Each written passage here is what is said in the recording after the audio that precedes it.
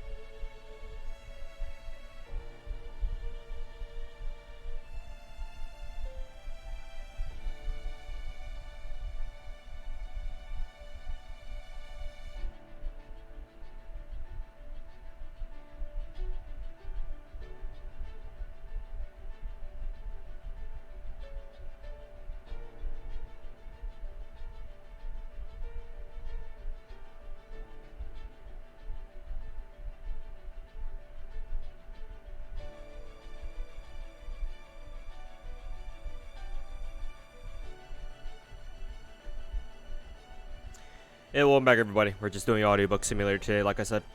Hey, snooze button, how's it going, man?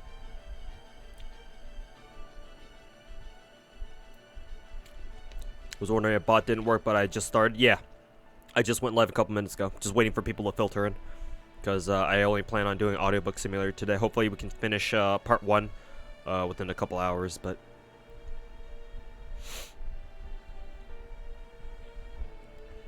Tell me the horror story about fairies again, Mr. Tuhu.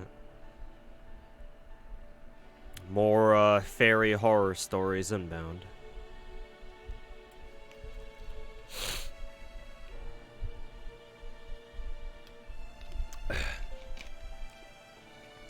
But yeah, hey, welcome back, Veller. How you doing? Hopefully you're enjoying the weekend.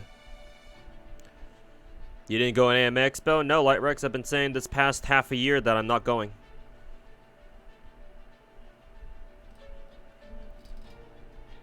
Me and my crew usually go Premier Fan, which is the highest level of badge or pass that like a normal person can buy.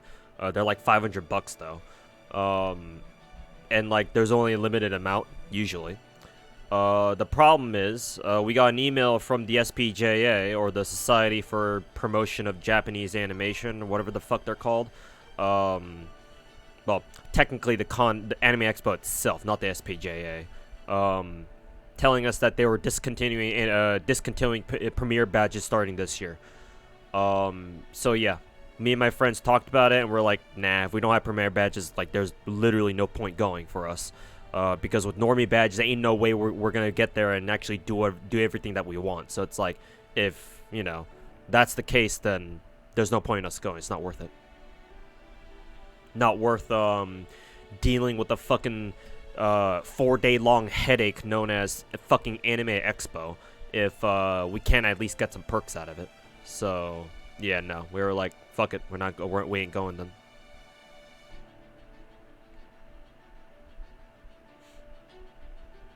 You gonna be doing anything for the Axe stream tomorrow, by the way? Well, I plan on restreaming it. I just want to make sure that the Anime Expo panel is in fact starting at 7 p.m. tomorrow, right? Because that's what it says on the official Anime Expo schedule on the website under their schedule. Let's see, it says right here, July 2nd, FGO 6th Anniversary X Type Moon Projects. The description and Petrie Hall, blah, blah, blah, starts 7 p.m. and ends at like 8:30, 8:20-ish. I guess technically it lasts for an hour and a half, but they end it at 8:20 so that it can, it gives people like, what, 10 minutes to clear out of the room, make room for the whatever the next panel is, if there even is another panel after that. They're giving out Koi Sky light headbands at Anime Expo, really. That's cute. Reminds me of the Taomo hat that I remember getting a couple years back too. Back in like 2019 or something. Should be? Alright, cool. But yeah, well, I'll probably restream it. If it turns out that restreaming it is going to get me in trouble, then I guess we can watch it on Discord or something. Hey, Artemis Plank, welcome back. How you doing? But yeah, I will restream it. I'm assuming that the FGO panel will be streamed somewhere. I just don't know where.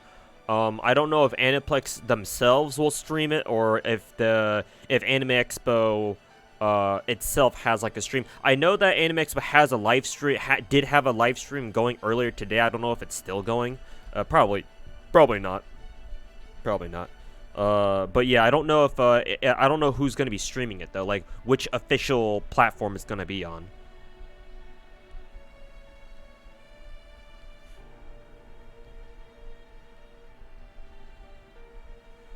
Wanted to watch the Strange Fate, Fate Strange Fake thing, but they weren't doing a stream. Yeah, hell no, Omega. They ain't doing streams for that sort of thing. Hell no. For like a an anime premiere or something like that, nah. If you want to watch it, you got to be there in person. But no, hell no, they're not gonna stream that shit. Like unless someone sneaks in a streaming setup. And then streams it from the from within inside the con, I guess. But I mean, good luck getting away with that. I mean, you could do it if you're sneaky enough. Like if you slip X0 a couple Benjamins, maybe he'll do it. I don't know.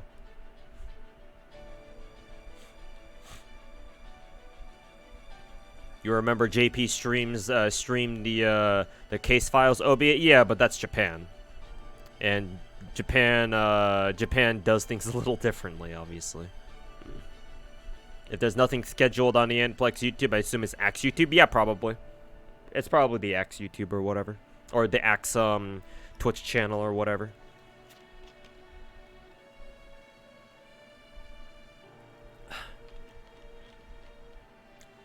He's not going. Oh, he's not gonna bother going to the Strange Fake premiere. Yeah.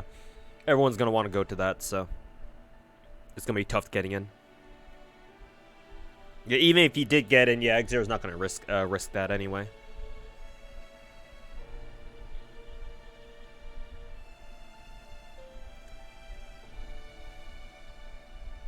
He's not like, he ain't like me and my boys where, back in, I want to say like 2011 or 2012, Anime Expo, my friend protagonist got the incredibly dumb idea of making what is it, fake IDs, so that we can go into the we could go inside, we could actually access 18 plus panels back in like 2011, 2012,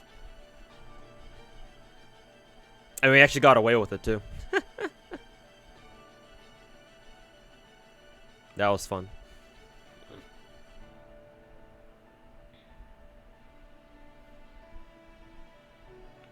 But yeah. You don't want to risk doing something like that, for sure. You're craving some KBBQ thanks to a stream now? Yeah. KBBQ is always nice. But problem is that, you know, he's in LA, so everything's fucking overpriced. But, I mean, barring, you know, flying to Korea to get some authentic KBBQ, and for actually reasonable prices, yeah.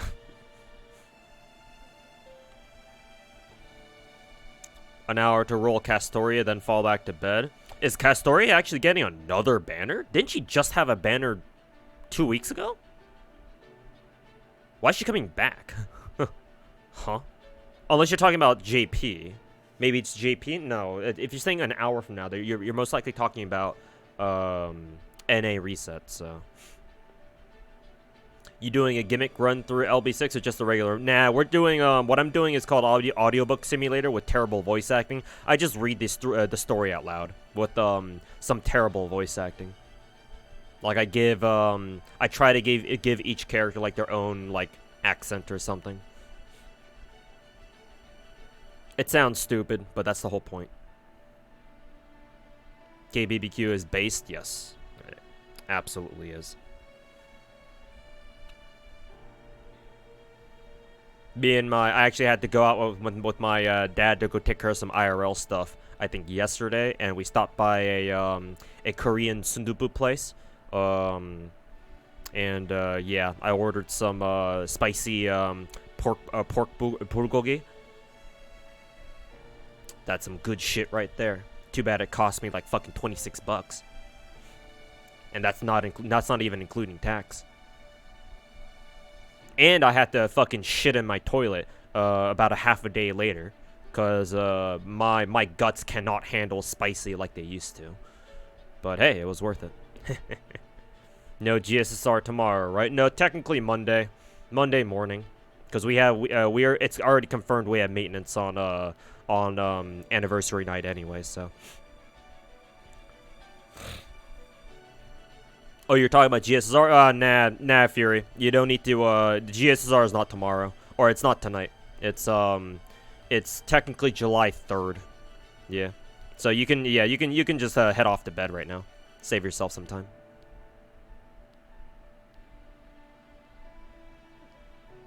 KBBQ is actually so based, though. Yep.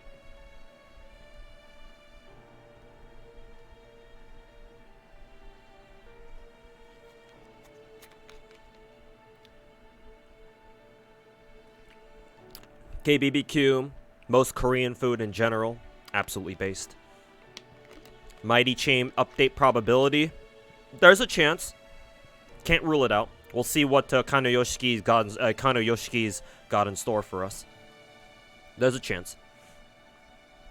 Been avoiding all the FGO streams because you're still in LB3, but you can't avoid them forever. I mean, I only plan on reading through Lost Belt 6 for all of this stream. So if you don't want to stick around for spoiler reasons, I don't blame you. Do whatever you feel like. Not gonna lie, places kind of mid. Yeah. Some KBBQ places, unfortunately, can be pretty mid. Hey, Mac Attack, welcome back. Asian dishes made you realize how much you overconsume meat. I mean, don't worry, man. Most of my diet consists of some kind of meat too, as well. But you know, I'm still hanging in there. I just make sure to at least eat some veggies. I mean, I will say I'm ever since I became an adult, I'm much better with veggies than I used to be as a kid, at least. Sometimes you do realize you grew up in some ways, at least. How likely is it to see New Jersey Midsummer Skin and Black Friday this year? Very low, Wormead. The problem is that most Black Friday skins that Azure Lane does are older skins. If I recall correctly, they don't usually put like very recent skins into as part of their Black Friday deals or their Black Friday sales. So, for example, New Jersey Summer Skin just came out like a month ago. I don't think it'll be on this year's Black Friday. Next year's perhaps, but this year, nah, I don't think so. And if it is, I give it like maybe a 15-20% chance. Those are just completely arbitrary numbers, but I'm just trying to tell you that it's kind of a low chance. Like, they'll prioritize, like, older limited skins for sure. Whereas New Jersey's skin, I don't know if they're going to throw that back up on for this year's Black Friday, but who knows? We'll see. Is New Jersey the girl looking like Cosmos from Xenosaga? Yeah. And with the bunny girl outfit and the infamous America's ass swimsuit skin.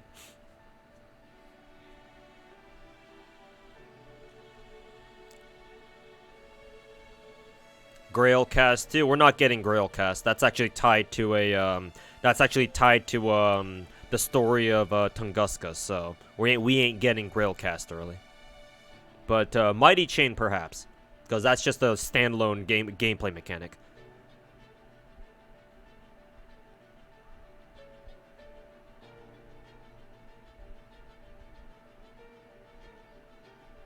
When you lived in Okinawa for a while, you saw how much seafood you ate, and we're still pretty satisfied. I mean, seafood, relatively speaking, is a lot healthier than, like, you know, conventional meat products. I would say anyway, especially if you're living in Okinawa as well, because the Japanese know their seafood.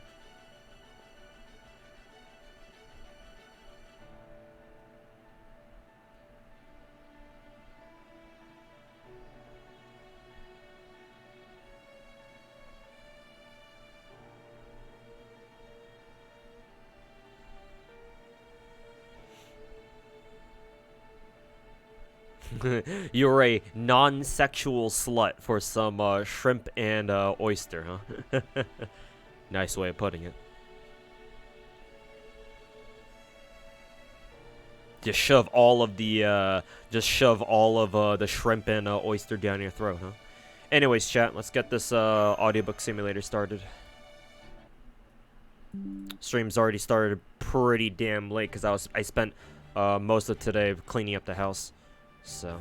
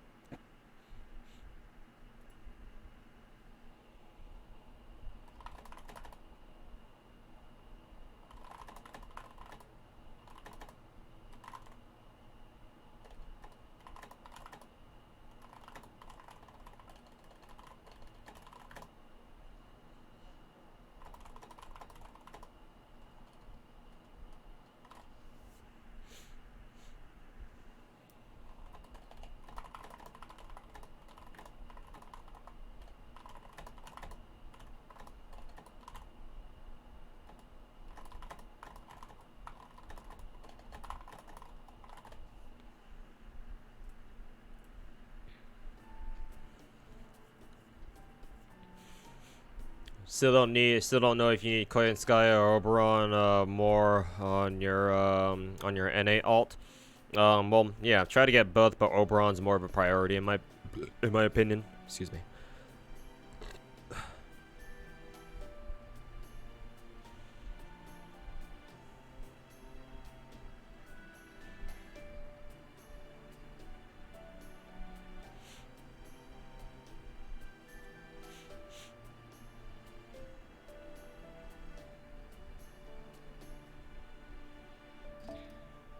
Alright, let's get started.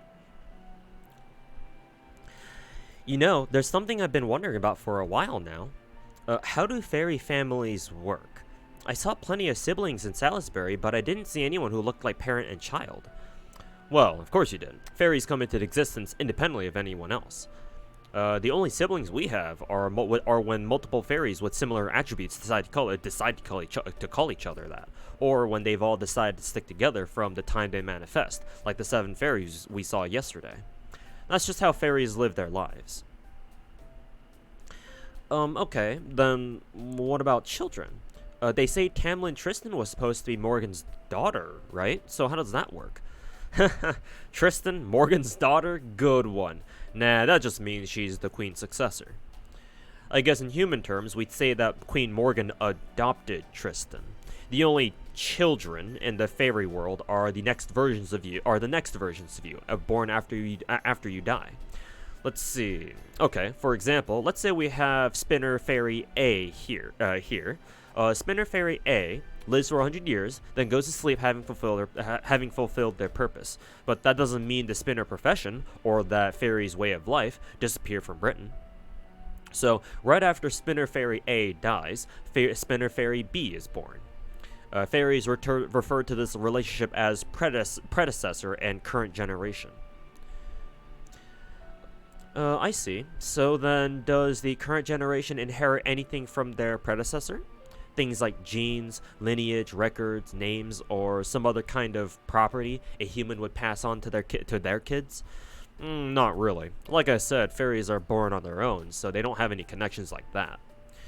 That goes for predecessors and current generation fairies too.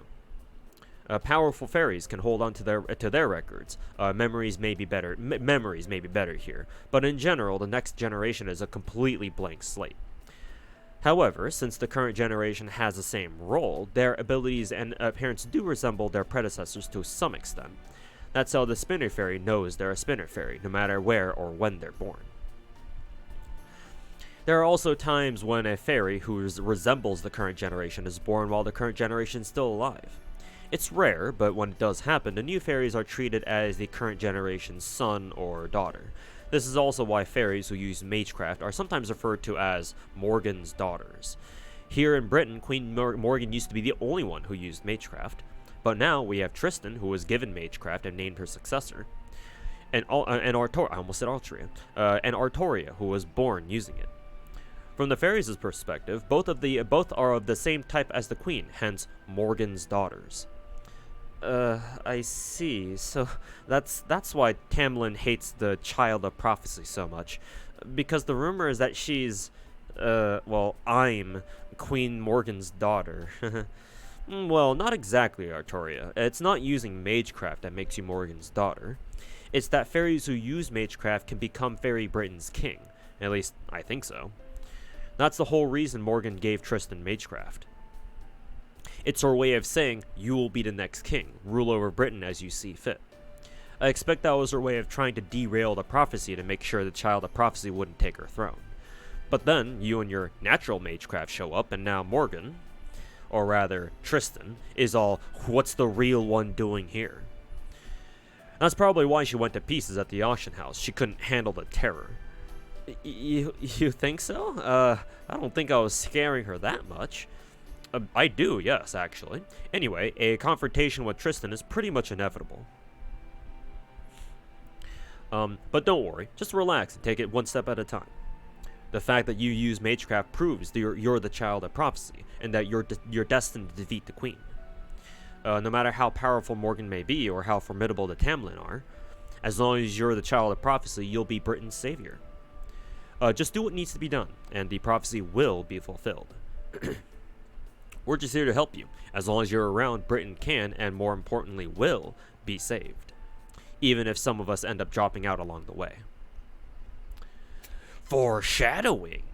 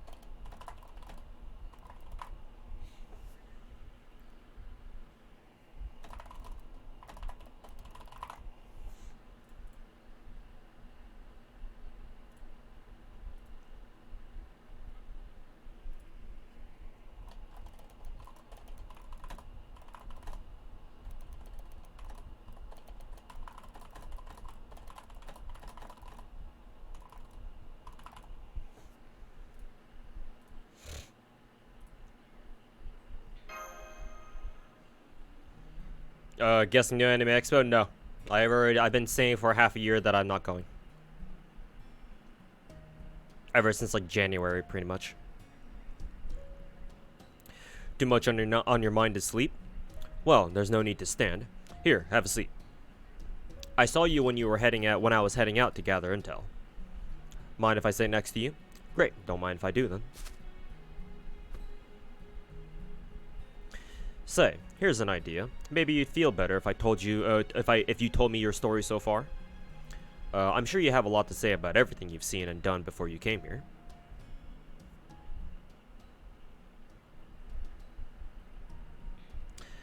I see. So that's the journey you, well, Chaldea, has been on. Earth's future, humanity's existence, your survivor's guilt over the other lost belts you've been to. No wonder you can't sleep, especially given what you told me earlier. You're feeling guilty about the child of prophecy. Or maybe it's not guilt so much as alienation. Artoria is about to spill a lot of blood, but that has nothing to do with you. That's been your role up until now, and you've kept fighting even when it was hard. But you never had a choice, did you? Responsibility for it all rested entirely on your shoulders. Not here, though. Here, you have to put it all on Artoria's shoulders instead. And now, you don't know what to do with these feelings. You might even be feeling like a coward here, since you can't forget that you have no intention of saving Fairy Britain. You're more concerned about finding your lost companion. If something happened to Mash, you could never forgive yourself, right? Surprised I could tell all that? You're not trying to let it show, of course, but I can still see. But look at it this way. Let's say, hypothetically, Mash were to go out into town alone and die in an accident. Would that be your fault? Is keeping her safe from all harm all the time your responsibility 24/7? No, of course not. That's not concern for a friend. That's more of a savior complex. Mash is her own person, and people are responsible for their own lives and choices. If you really respect her as an equal, then you should be trusting her, not worry about her. Piling more responsibility on your shoulders isn't going to help anyone, especially if you're so weighed down you can't act quickly when you really need to. Still, based on what you told me of your joint journey so far, it sounds like your heart doesn't have anywhere else left to go. I'm pretty sure you used to be a lot lighter on your feet. The kind of person who lived her life how she wanted. Am I wrong? Well, I can tell you what I don't mean. I don't mean just doing whatever's easiest. I'd say living life how you mean I'd say living life how you like means finding what suits you. Finding what it is you want more than anything. And fighting for it as hard as you can, come what may. That's how you were during the incineration of humanity. Not that I was there to witness it, obviously. My point is, you and I are a lot alike. I'm guessing we both have the same role to play here in Britain. We're bystanders. As much as we hate it, you are no more the protagonist of this story than I am. Just like Oberon the Fairy King wasn't the protagonist of A Midsummer Night's Dream. All we can do here is watch how things play out. Even in battle, we can't do anything more than offer support from the rear. But that doesn't mean you need to beat yourself up. At some point before all this ends, there will come a moment where you have a crucial role to play. A time when no one else is around and you'll have a chance to change how everything unfolds. Sounds great, doesn't it? So for now, I suggest you swallow that worry, get some rest, and look forward to what's yet to come. So what if you're just a bystander? Even spectators have their pride after all. So bide your time, wait for your moment, and do something spectacular at the very end that not even the gods could have seen coming. Just imagine how good it's gonna feel when you finally wipe the smirk off the face of fate itself. Yeah.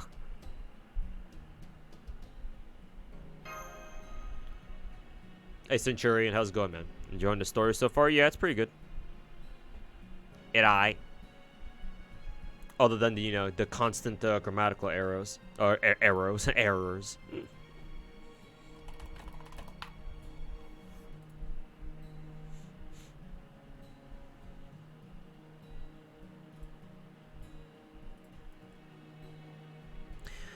What's so strange about it? That's how I've lived my whole life.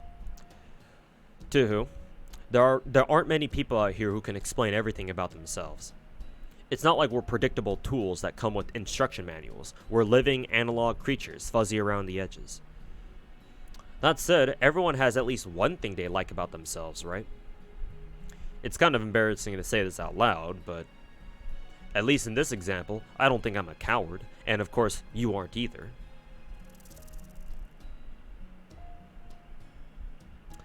Oh, sorry about that, Blanca. I didn't realize I'd been talking for so long.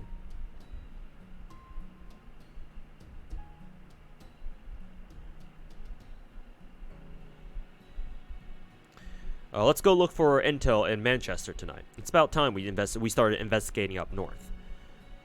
Alright, I better get going then. I'll see you tomorrow night. I don't want to be the only one left out of the dinner fun after all.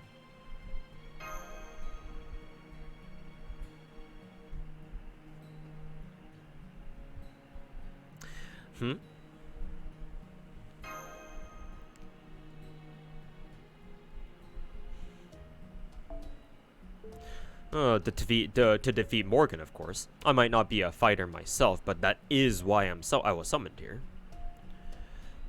You're not talking about for humanity's sake or anything like that? Oh, now I see. Well, damn. This is kind of embarrassing, but I guess I can't dodge the question after the big speech I just gave. I'm looking for Titania. Remember Oberon's queen from A Midsummer Night's Dream? Titania, the fairy queen, the only one that ever loved obstinate Oberon. I'm hoping to see her, if I can. Though, of course, I know that's impossible. Titania is a fictional character. She doesn't exist in proper human history. She can only ever oh, that's a spelling error. She can only ever exist within the confines of a story. Jury's out with how Star Rail will treat their anniversary when it arrives. Yeah, but you don't have to worry about that for another year. Game's only been out for like barely a month and a half, maybe 2 months at this point. So.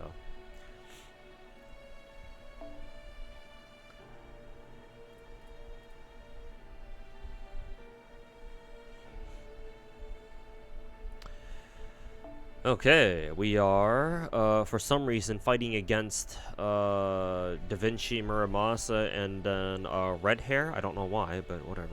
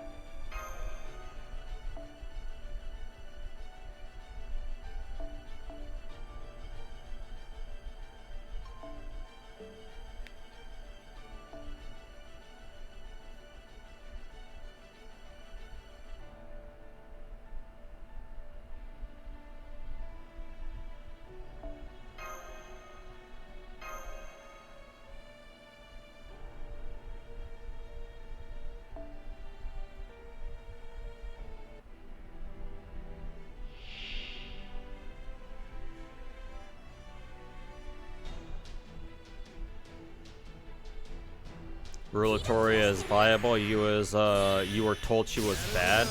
Well, bad compared to other characters. She's still a buster AoE with a 40% battery, so that still counts for something. But she's not on her own in a vacuum. Her kit is still pretty good. But it's when you start comparing her to other buster reloaders and other buster farmers that she starts kind of falling off. So, I suppose bad compared to other buster reloaders, but on her own, she's not bad, but there are better options.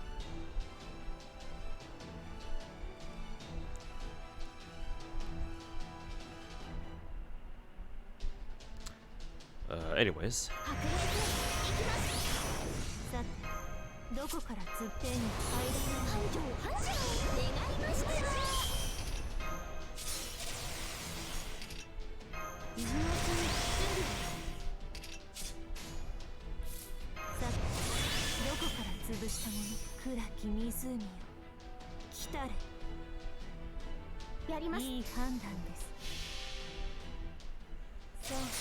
いいでしょう。私の足元で許しを乞いなさい。落ちよ。ロードレスキャメロット。聞かぬ。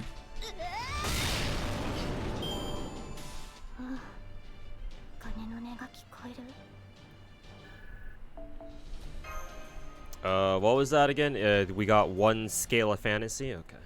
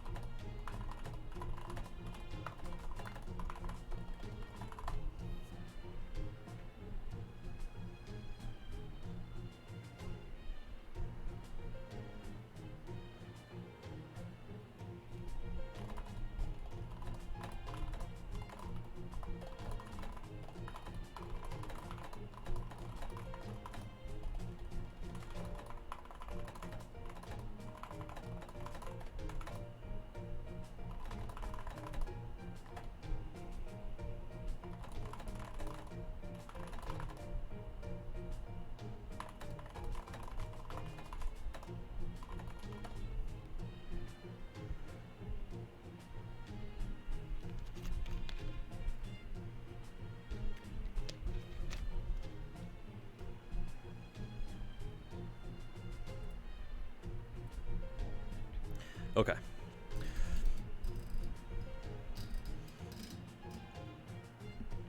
Saw some photos of Axe. It's packed to the brim in there. Yep. Welcome to Anime Expo. 100,000 people every single year. Probably even more, to be honest.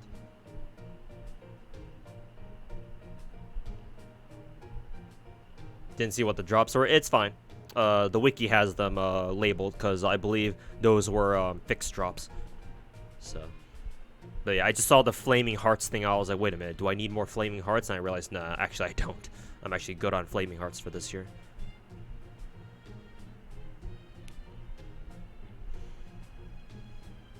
Why don't they just slice the AP costs on free nodes in half or just remove them? Well, that'd be nice, wouldn't it? But hey, welcome to FGO, right?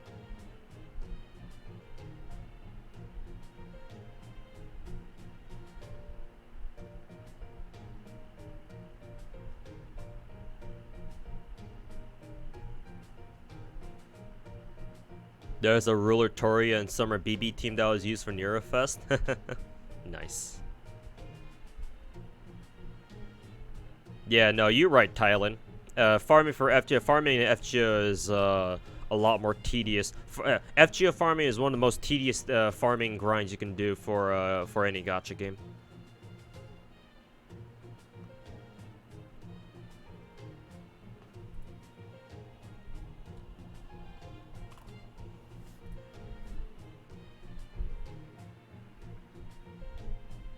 Give me 1 second, Jack. I'll go find my phone.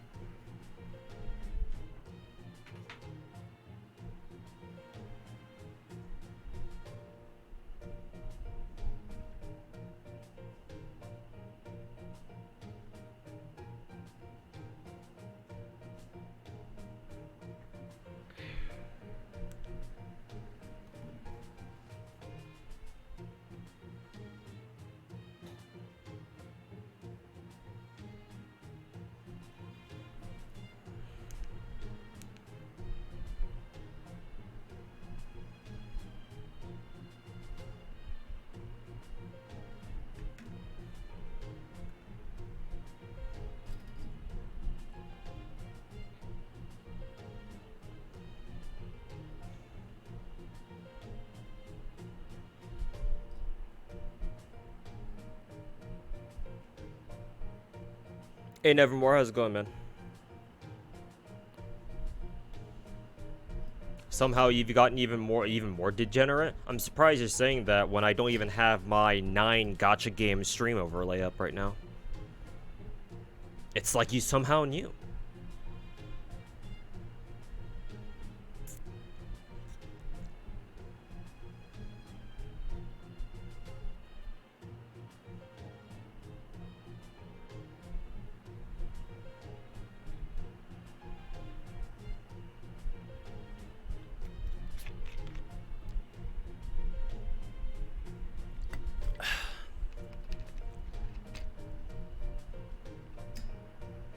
No, that's not just exclusive to Thailand. That's not just exclusive to Star Rail Thailand. Most modern gacha games have quality of lives where they make farming easier. It's just welcome to FGO. That's how they do shit. That's how they do shit here. And I highly doubt it's gonna change anytime soon. Okay. Ow, ow, ow, ow, ow. Ugh, this was supposed to be a light practice bout, Muramasa. Why are you taking it so seriously? Are you a child or something? Nah, I'm an old man. It's my job to make sure youngsters like you get a proper education at the school of hard knocks. Doesn't go for Tuhu, though. She seems like she's had more than her fair share of hardship. I gotta admit, Tuhu, those quick combat summons of yours are really something. Makes me think I'd be better off keeping you safe instead of mixing it myself. If you play your cards right, you might even be able to beat Tam Lin.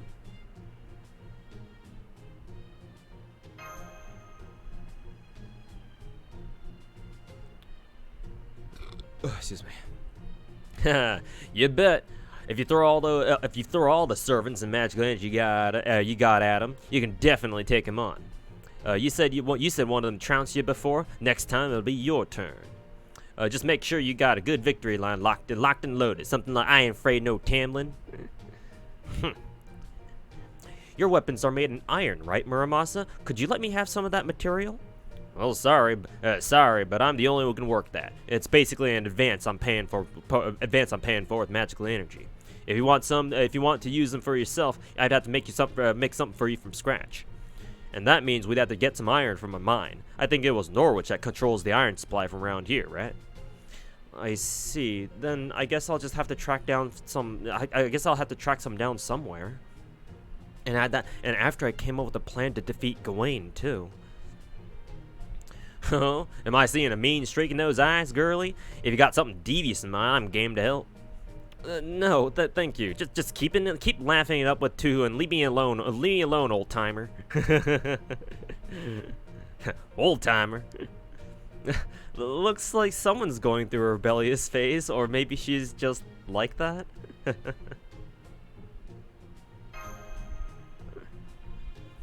No, I'm not. I'm just being the child of prophecy. If there's no getting around that, then I might as well just start taking it seriously. Start taking it seriously? Come on, you've always taken it seriously. No one here's ever thought otherwise. Oh, I see. You're worried about what Oberon said about you having to confront that Tam Lin eventually. Well, I mean, that's definitely part of it, but I just figured I can't just sit on the fence forever. The whole idea of making a pilgrimage around Britain and ringing the bells still doesn't quite feel real to me. But the fairies we've met so far, including the ones in Gloucester, all had such high hopes for me.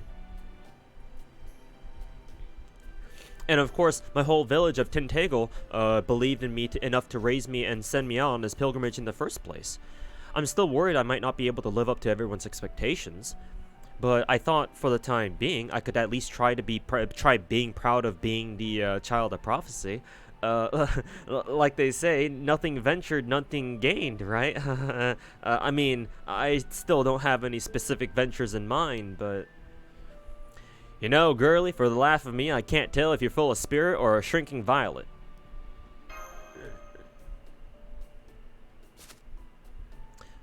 To who?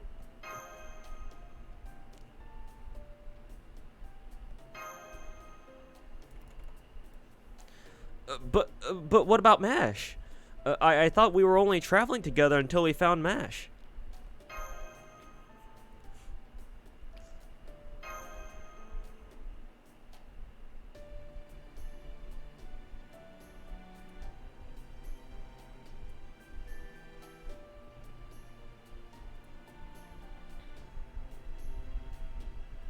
Good point, too. We haven't made our position very clear, have we? Excuse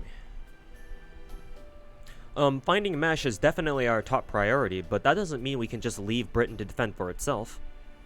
So we want to keep traveling with you, not just so we can find Mesh, but so that we can help Britain too. Now that we've made friends here, we want to go back to, or we want to do everything we can to help them, so we can go back to our own home with no regrets. Yeah, we're rizzing up Castoria right now. Yep. Ritska, or Gurako the Rizzler. Does that about sum it up to who? Yeah, fuck Gordolf. Oberon convinced us to abandon MASH, Sag. That sounds good to me, and I'm sure Gordy would give in eventually if he was here too. So, it's not just Muramasa anymore? You're saying you and Da Vinci are gonna join me on my pilgrimage too, to who? Yep, and I'm sure Oberon would say the same thing. Don't worry, we expect to be generously compensated once we've all saved a day. So how does that sound, future king? Of course, you'd rather not have us hanging around. If you'd rather not have us hanging around, we can always go our separate ways. No, not at all. This is great. I never dreamed I would ever have this kind of help. I guess this is the Child of Prophecy's first proper alliance. And now I'm starting to feel like a king. Yay! Yay, Epic 7, yay! Of course, none of this changes the fact that we don't even have any kind of plan. It's great that you're feeling motivated about being the Child of Prophecy and all, but what do we actually do about it? A way to bring me crashing back down to reality. Couldn't you let me be happy just for a little while, Muramasa? That's your entire problem right there. Well, as the resident old man here, I kind of have to be a party pooper, right? I heard the whole thing, and I think I heard the whole thing, and I think I have an idea. Or, is it Oberon? It's a little earlier than actually, no. We were fighting red hair. Maybe this is actually Oberon. Oberon? Question mark? It's a little earlier than I had planned, but the time is clearly right. I will tell you where the Child of Prophecy and you, her companions, need to go next. The crossroads of destiny, where the Child of Prophecy's rumors shall become reality. That's right. It's time for us to go save Norwich. I can hear him, but I can't see him. Is that really you, Oberon? Huh? What do you mean you can't see me? Oh, right, of course. Down here, everyone. Oh, is he Chibi Oberon? Yeah. Phew. Flying long distance sure takes a lot out of you, but there's no substitute for seeing things for yourself. Oh, right. You guys haven't seen me like this before, have you? I'm the stylish little speedster who races around Britain on a Sphinx moth at Mach speed. That's right, I'm Ryder Oberon, sometimes known as Robin Goodfellow, and a pint-sized fairy king. How did you get so small? Squish him. Get the fly swatter. Smack.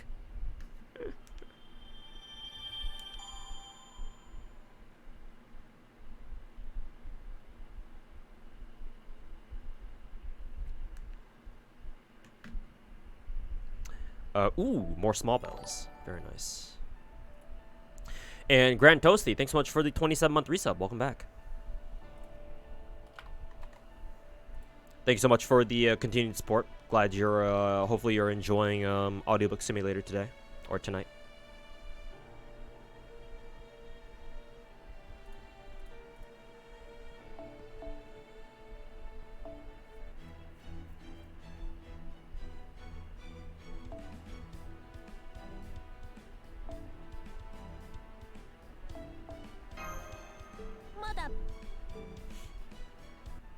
Yeah, bells. All the bells.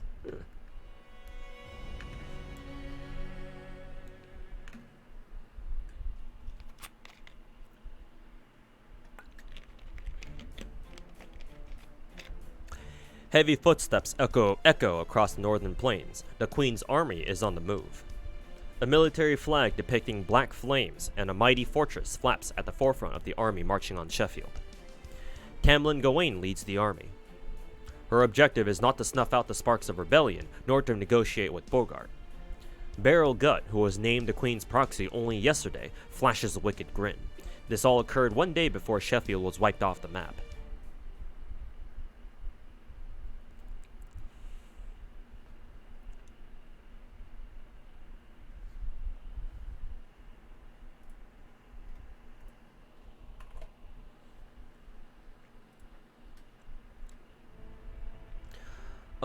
Aren't you going to rest, Lord Bogart? If there's something on your mind, I'd be happy to listen. You can't even pour me a glass of wine? You really are a poor excuse for a wife, aren't you?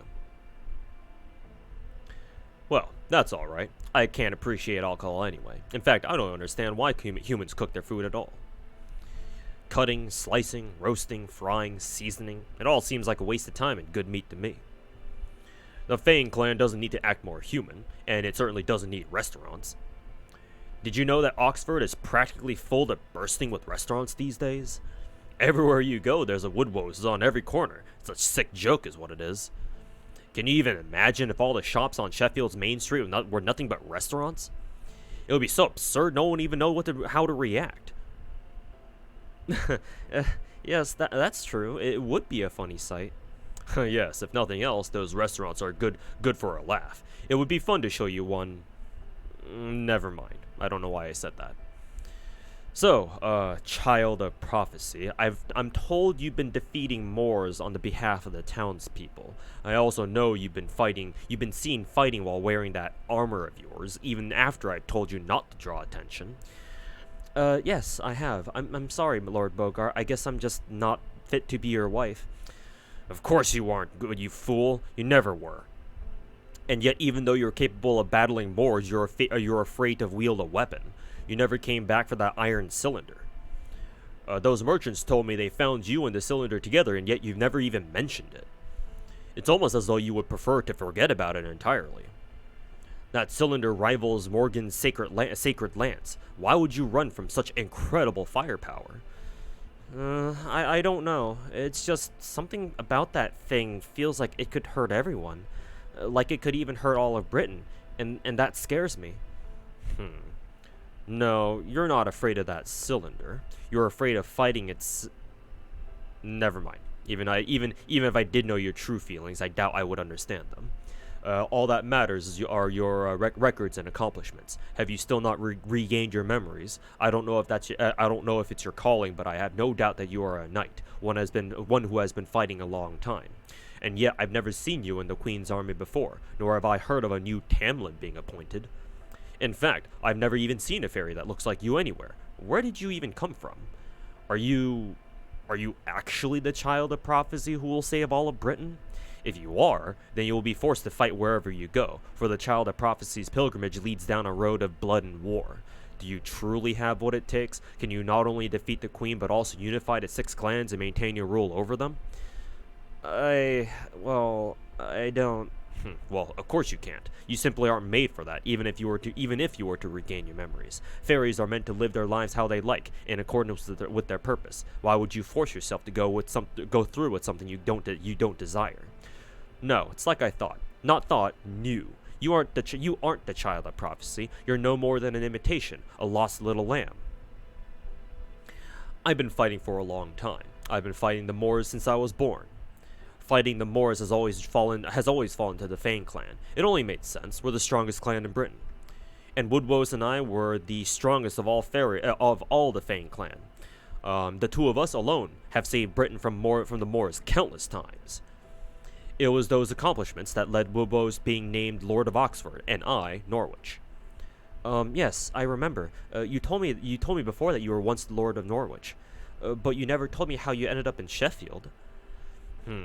A man named Capless put one over me. He's taken over the Spriggan name now. But never mind that scumbag. It's nothing you need to hear about. You know about the Caterpillar War of 200 years ago, yes? It was the only war that made the Queen scream like a flesh and blood woman. I never would have guessed that accursed Morgan would be so afraid of insects. At any rate, during that war, Morgan gave the name Gawain and made her a knight. No one can perceive... Can I just call her Bargist? We all know what her fucking real name is at this point.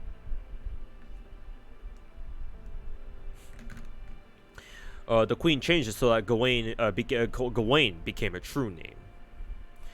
Now, no one can call her by her original fairy name until she is defeated. Woodbows hated Bargist and claimed she was the daughter of the detestable black dogs, but I always admired her sheer strength.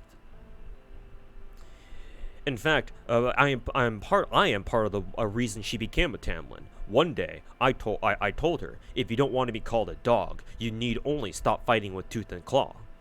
Bargist, heir of the precious blood, from here on you will fight with the greatest of swords, your horn. Ever since, she began carrying a sword with her wherever she went, until one day, her prowess as a knight caught the queen's eye. She then became a Tam Lin and began shielding fairies from the moors of her own volition. I suspect that was because she had long been ostracized as a daughter of the Black Dogs. That allowed her to understand how the weak feel, and made her demand responsibility from the strong. just beep it out as if I'm being censored by the FCC. I believe the queen calls that noblesse oblige. It seems there is no limit to the reach of human civilization's influence. You remind me of back when she had just been born. Back then, she agonized over having been born strong, and hated that she would now have to continuously exploit the weak. There's something about you that reminds me of her disgraceful crying. Yeah, noblesse. Where have I heard that name before? Disparage. I see. So you still care deeply for this Gawain person? Huh. Hardly. I stopped thinking about her 200 years ago when she became a Tam Lin. What am I saying? Why am I sitting here telling you about my youth instead of my daring exploits? This is a waste of time. Forget tonight ever happened. Erase it from your memory. I'm going back to the tribunal. Okay. Take care, Lord Bogart, and please try not to stay up too late. Huh. That reminds me. Why aren't you afraid of me? That? Well, I think it's because Sheffield is such a beautiful city, and I'm told you were the one who restored it from almost nothing.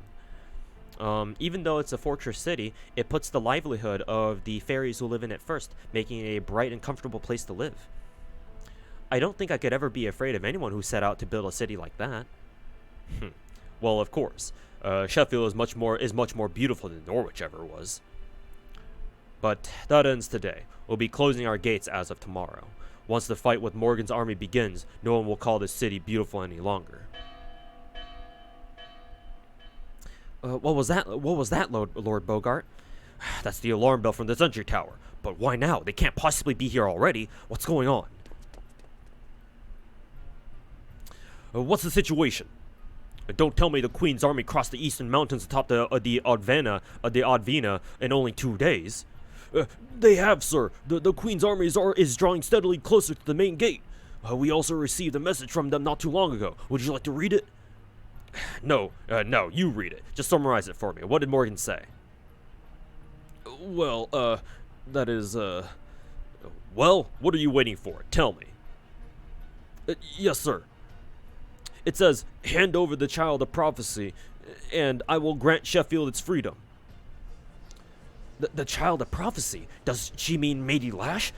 Lady Lash? Lady Mash? But why? What about Norwich? Does it say anything about giving Norwich back to us? No. Wait. What does she mean, grant us our freedom? Does that mean she doesn't care if Lord Bogart continues to grow his army? Is that what you think, Morgan? You think our rebellion poses no threat to you? Yeah, Lady Lash. How much must you humiliate the Fane clan before you will be satisfied? Excuse me, sir. I have an urgent message. The sentry just confirmed that Gawain's flag is at the head of the Queen's army. Tam Lin Gawain is leading the advance. Oh, is she now? Very tricky, Queen. She talks big, but shows us she sees us as a threat just by sending who she did. The very fact that she would send her right-hand woman to deal with us is proof that she fears our army. She knows she can't possibly take down Sheffield while Nocnaria is sending out troops up north. So she chose to negotiate rather than try to put us down, which means the army out there is only for show. No wonder they got here so quick. They can't possibly be armed for battle. So, which will it be? Will she give Norwich back to us, or send enough troops to dispel the calamity pool? I look forward to hearing which answer you choose, O Queen of Britain. Yeah, she can't possibly have enough troops to send to everyone, right? She can't possibly have enough troops to deal with everyone.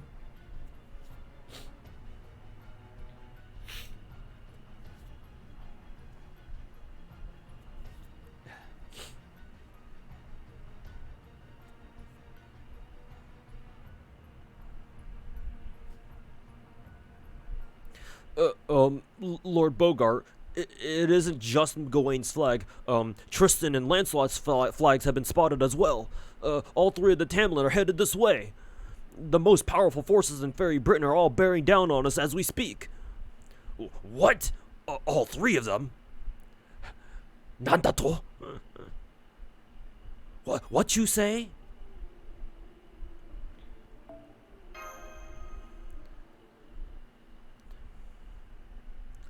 What you say? All troops are in position, Lady Gawain. What would you have us do? Remain on standby until the messenger we sent to Bogart returns. Tell Tristan's forces to do the same. What is Lancelot doing? Lady Lancelot is standing by in the air. She says she'll drop into the castle once the fighting begins. The Queen's orders were to cleanse Sheffield thoroughly, in addition to Bogart's army. Everyone in the castle, military or otherwise, will be considered targets of Lady Lancelot. Fine. We don't need them lined up anyway. Tell Lancelot to drop on the back gate when the time comes. If they try to let the child of prophecy escape, that's where they'll do it.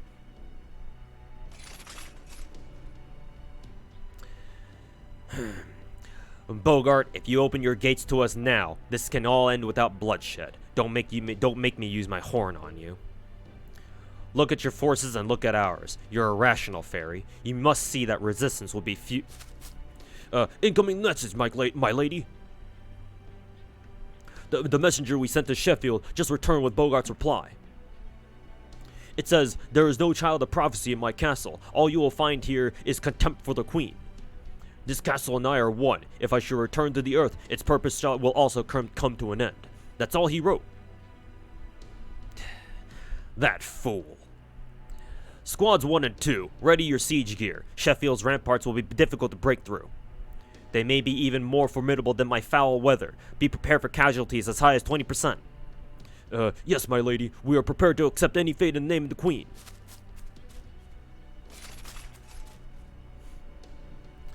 Damn you, Bogart! Your reach exceeds your grasp. Did you really think Her Majesty would give Sheffield special treatment simply because it keeps Nocnaria in check? You were a fool to underestimate us. We don't need to ambush Nocnaria to keep Camelot safe from her. No truly capable leader in your position would have made such a grievous error in judgment. Your time is over, you old fool. All that remains now is for me to put you out of your misery. Assemble the troops. Prepare to hold the castle. Send word to Nocnaria. Tell her we can hold out on our own for 2 days, and to send backup before then. At Bogart's command, Sheffield began its true battle. Many high-ranking fairies said no one told them all three Tam Lin would be there, and that they should just give up the child of prophecy. But Bogart quickly put an end to the dissent. It wasn't clear whether he did it because he didn't want the child of prophecy to protect him, or because he wanted to save her as a last resort. Whatever his reasons were, his decision was correct. If they had given up the child of prophecy, every fairy in Sheffield would have been cruelly slaughtered that much sooner. Report from the sentry tower. The enemy siege weapons are burning the ramparts. They've already burned through one layer of tree bark. The Earth Clan fairies are using oak trees to reinforce the walls, but at this rate, they won't last the night. They need immediate backup. The soldiers stationed atop the ramparts have their hands full fending off the invaders scaling the walls. We outnumber them now, but they're much better trained than we are. It's only a matter of time until they outnumber us as well. So far, the fighting has yet to reach town thanks to our soldiers' valiant efforts, but... What was that? Did Gawain just break in on her own? Lancelot is attacking from above. She's destroying the barracks. It's no use. She's too fast even for the Wind Clan fairies to track. There's no way we can shoot her down. Get her down to the ground even if you have to destroy one of the barracks. Lancelot is like a bee, all speed and no power. As long as you can ground her, I can easily. And now what is it? Did they just fire a cannon at us? No, sir. It's Gawain. She's using her guillotine on the main gate. She's already burned through the gate's bark down to the 10th layer. We'll never be able to regrow it in time if she keeps hammering on it. Damn that girl. And what about the castle grounds? Are there soldiers' information? No, sir. The citizens are so panicked they keep getting in the way. Some fairies are even starting to riot, demanding that we let them out from the rear gate. Whatever you do not open the rear gate. Even if one fairy makes it out, the whole thing will collapse. Never mind the throne room, Captain. Get down there and suppress those riots. Yes, sir. Let's go, you lot.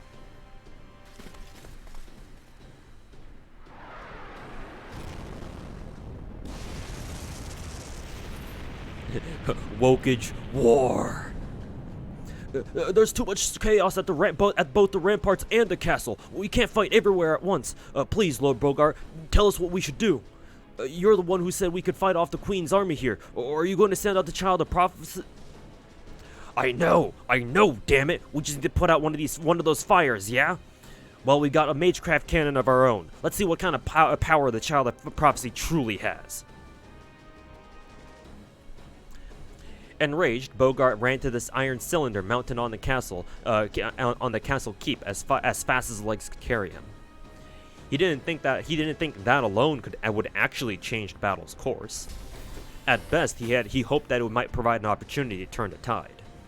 Little did he know that fateful pull of the trigger would be the beginning of Sheffield's end, the attack that would transform the battle from a siege to a scene of pure annihilation. Surely this will help us, right?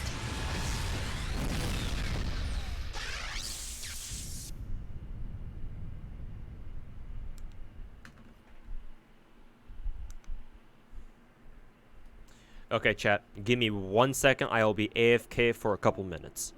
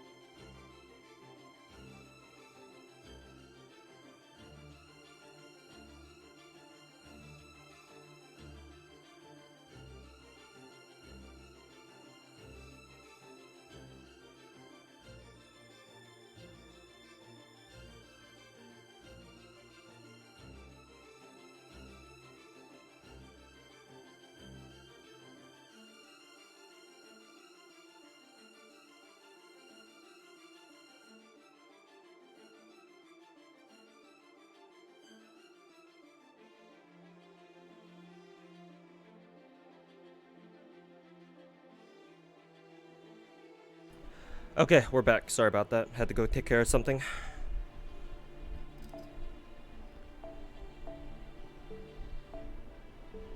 No, I want the fucking small bell. Give me the small bell.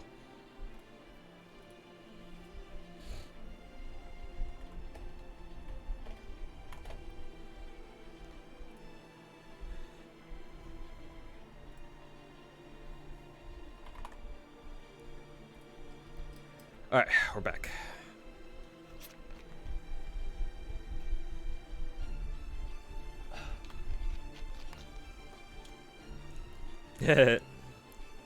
Okay, business. Alright, let's continue on.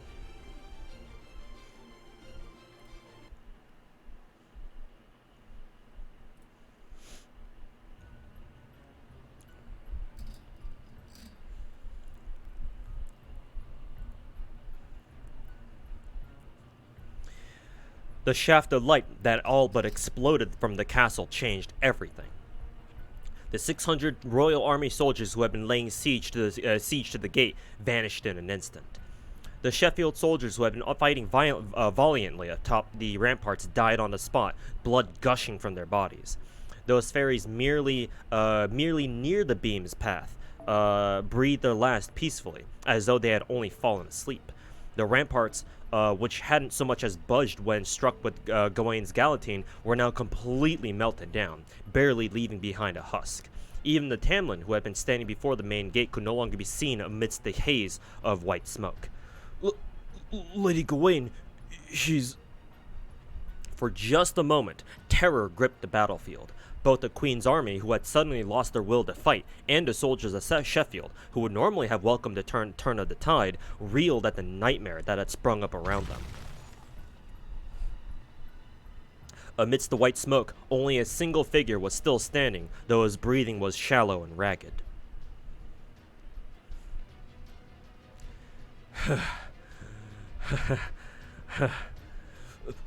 Lord Bogart.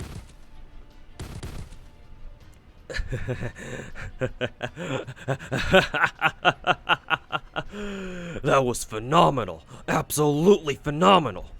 Behold, my soldiers, if this isn't fortune smiling on us, I don't know what is. We can win. We can still win. Not even the Tam Lin can touch me while I have this.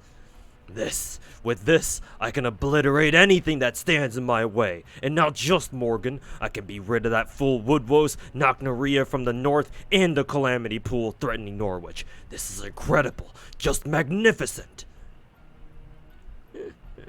We do a little annihilation. We do a little carnage. Though it was right in front of him to see, Bogart remained blind to the truth. He failed to realize how odd it was that the dead Queen's soldiers had vanished without a trace. He failed to notice his own soldiers' painful deaths on the ramparts. He failed to see the fairies who had collapsed near the soldiers, and the soldiers near the castle, and the soldiers right next to him who had fallen like withered trees.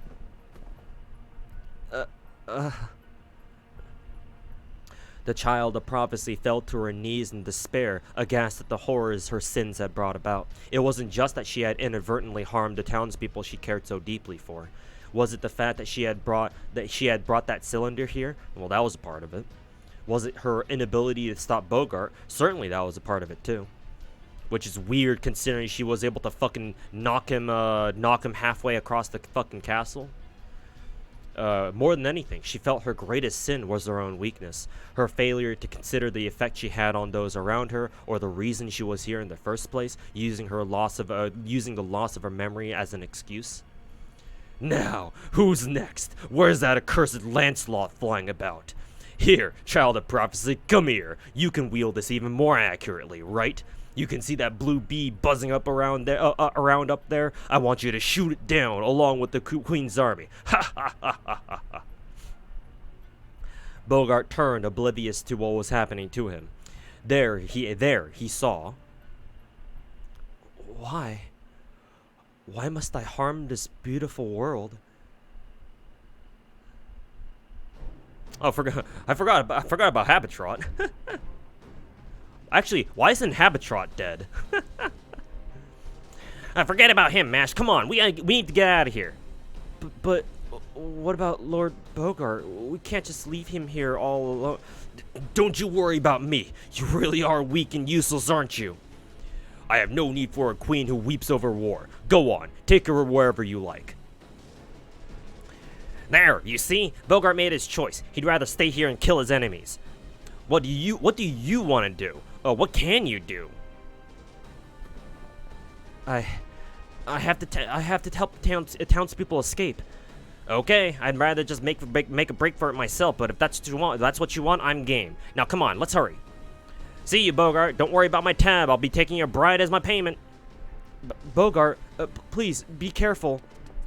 Excuse me. Plot armor, yeah.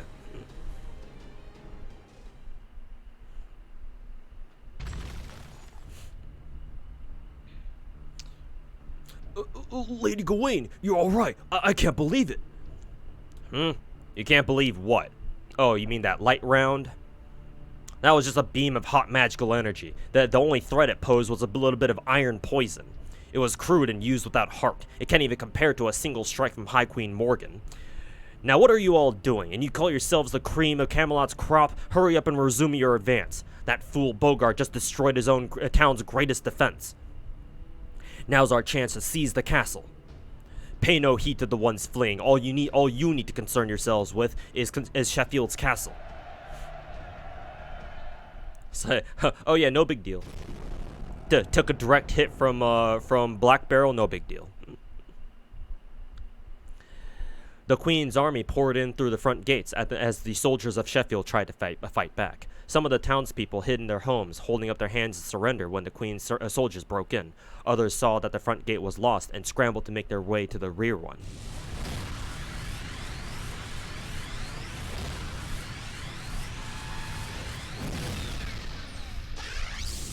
Actually, that reminds me, what is Tristan doing?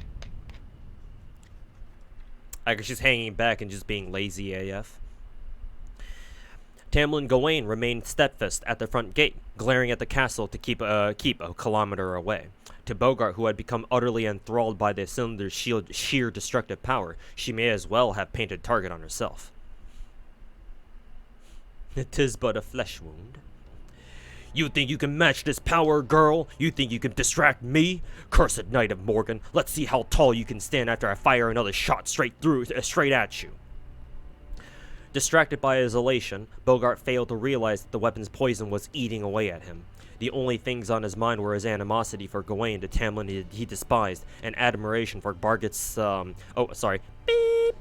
magnificent leadership. That little girl has become quite a fine knight, he thought, as his lips curled into a smile. At that moment, he recalled the other girl's tears just a brief moment ago. Nerf bullet, Netflix bullet.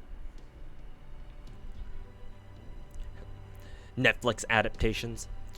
And for the first time in all his life, Bogart found himself on a battlefield wondering one simple thing. Why?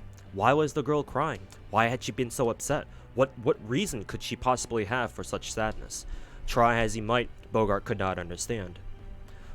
What am I saying? This is war, and I have a weapon that can defeat my enemy. Weapons exist to be used. What more is there to consider? Sheffield belongs to me. I'll never let you bastards have so much as a single citizen. Even though he grew dimly more aware that his true anger laid not with the Tam Lin but with his own cowardice, Bogart placed his increasingly numb finger on the trigger and prepared to fire his last shot. God damn it, Bogart, you made Mash cry, smedge. It looks like the castle is still safe. Can we evacuate the townspeople here? We could, but then there'd be nowhere for them to run. They'd all end up either captured or killed. If you really want to save everyone, then we'll need to open the rear gate and secure an escape route for them. Sure, it'll basically hand Sheffield to the enemy, but that was going to happen sooner or later anyway. Townspeople may not have a lot of great options available to them. But whether they died to the Queen's army, head north to become Nocnaria's slaves, or get lost in Nightcall's domain, it should at least be their choice. Now, come on, Mash. Let's head to the rear gate. Just make sure you run for it if you see a Tam Lin, okay? They're here for you, after all. I will. Okay, let's go, Habitrot. Happy Cat. Please, open the gate. The Queen's soldiers are right on our heels. If they catch us, they're gonna tax us. I don't have that much longer left to live. There's no way I'll survive another taxation. Calm down. We can't open the gate. Besides, it won't change anything. It won't be long now before Lord Bogart sends the Queen's army packing. Return to your homes and await his victory. Those of you without homes, head for the castle. We guards can't stay here any longer either. We need to hurry to the front gate. We don't have time for this. We can't go back to our homes. All the fire rain down above would burn us alive. And the Queen's soldiers are already occupying the castle. Our only choice is to run for it. Knockneria's army is practically next door, right? I'm sure they'll help us. Surely, right? After all, they're the King clan. Now get out of our way, you useless cretins. Or cretins. I believe the proper way to say that word is cretin. Or so I heard. Lord Bogart can't save us. He's the disappointment of the Fang clan. Yeah, Bogart failed. He's too weak to be a lord. He had no business challenging the queen of all people. You bastards! Sheffield United won't be playing the English Premier League football next season, eh? Oh man, things are at their boiling point over here too. First it's the Queen's soldiers, now we have to worry about a possible riot too. It's not like yelling at the guards is gonna do anyone any good, though I do get why they're doing it. Damn it, this way's blocked too. Bogart sure covered his bases. How about the sewer, Wag? Can we make it out from there? No dice, Rob. There's a wall blocking our way here too. I know they were probably just trying to seal off ways an enemy can sneak in, but this is overkill. Crap. Then we really don't have a way out of here. What about the rear gate, Wag? Did you see how they open it? Of course, Rob. I've been keeping an eye on the guards here, just like you told me to. There are levers hidden behind the third pillar in both left and right in both the left and right guardhouses. All we gotta do is raise and lower them. The two of us should be able to manage it. Oh, but be careful not to step on the stake at the lever's foothold. It's a safety mechanism that'll make the whole thing stop working once it's broken. Oh, wow, that's great, Wag. I'm impressed. You've really grown up. Heh, really? You mean it? Then, does that mean I can make it on my own, like Winky? Eventually, sure, but don't worry about that unless I get captured. Okay, let's sneak in and get that gate open. Surely he'll make it out on its own, right? Surely he'll be safe on. He'll be fine just on his own now at this point, right? Though these Sheffield fairies have treated us to a lot of good booze. This is the least we can do to repay.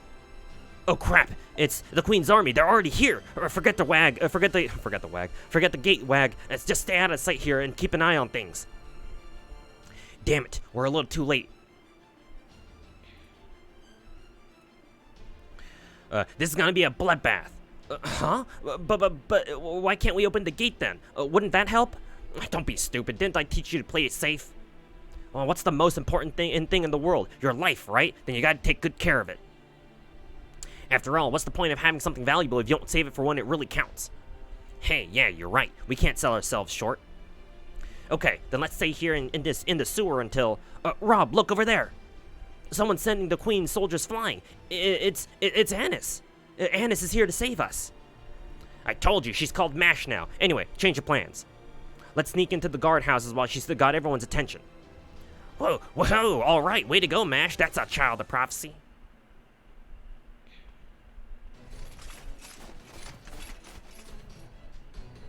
The Queen's army bore down on the panicked fairies crowding around the rear gate. The guards advanced to meet them, but could not make it through the press of so many bodies. Soon, the Queen's soldiers set upon the fairies, trying desperately to escape. Once first blood was shed, there would be no going back. The fairies were too frightened to think straight, so the Queen's soldiers regarded them as violent dissidents. Soon, the rear gate would become a bloodbath from which none would escape alive. Unless, of course, she had something to say about it. Ha! Puck! Lady Mash, what are you doing here? I came to help. Can you open the rear gate, Lute? Lute? Is that how I say his name?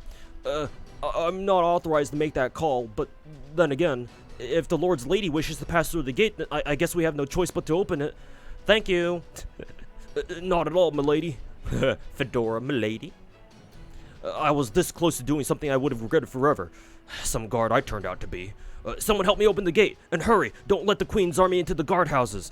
Don't let them touch the safety mechanisms either. If you see anyone suspicious in there, kill them. I've located a fairy that appears to be the child of prophecy, moving in for the kill. You four with me. The rest of you dispose of these fairies. Don't let a single seed of dissent escape. Oh no, you don't. You're facing me and me alone. If it's bloodshed you want, then it's bloodshed you'll get. Wow. Wow. Bloodthirsty Mash? Mash out for blood?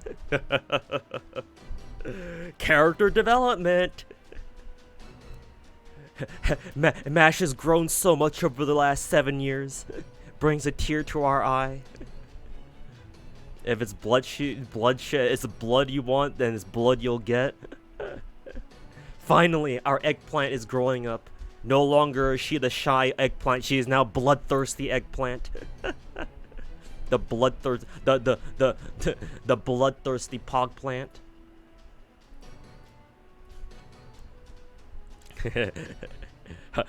Do not call me Mash. Now I am called Smash.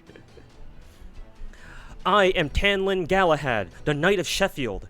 I am your enemy, and I will stop you all right here, right now. Wait, how did she know? How did she know her name? How did she call herself a Galahad now? And she even called her, and her name is even Galahad there. That's funny. Keck W. And also, how convenient they're all casters. Let's see. Actually, what do I actually want to do here?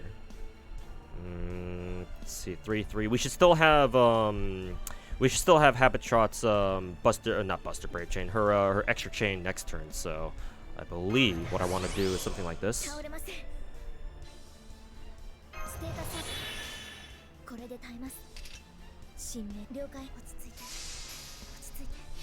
Yeah, wait a minute. How did she know she's Galahad?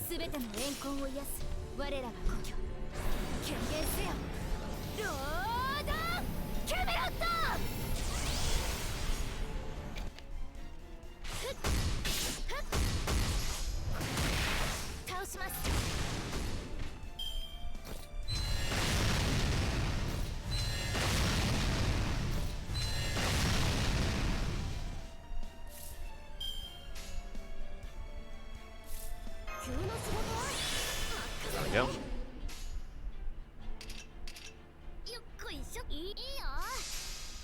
Oh yeah, that's right, I forgot. This MP doesn't actually do damage, this is just a healing MP.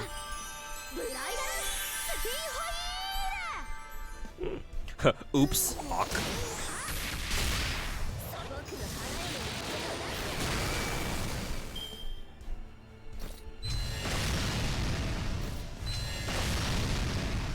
This is actually nice for our Orknax bullshit we would have been stuck with. Yeah. Yeah, for real. For real, for real. Let's see if Habitrot can finish off this guy.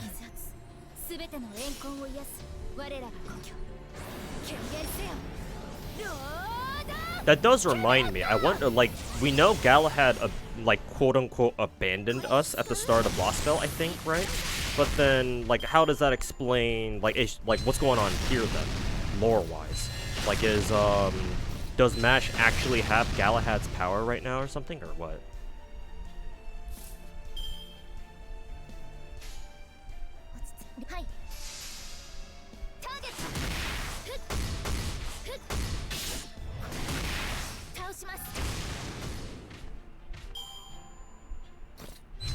I love how hard she hits, though. Yeah, because of her attack buff. It's pretty good. Pretty good. Oh, we actually don't need to use her Habitrot's MP for now, so we'll just go for damage.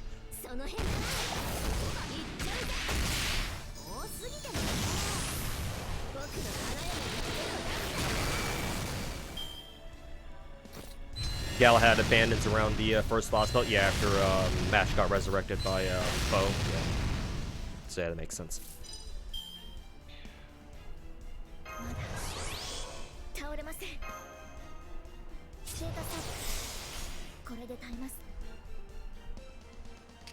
Let's see here.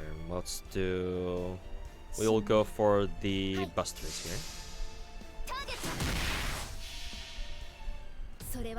Part 2 is where you learn a lot? I would imagine so, yeah, considering it's 24 frickin' chapters long. And part 1 is literally only like, what, 9 chapters long or something?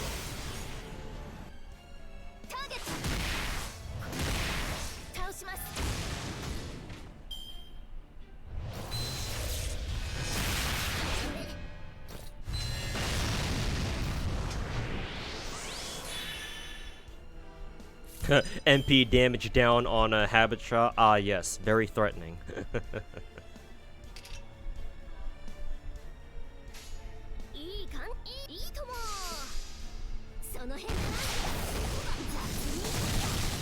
Galahad is somehow empowering her in Fairy Britain. Yeah, seems like it. I mean, it makes sense because we are in Camelot after all. What's supposed to be Camelot.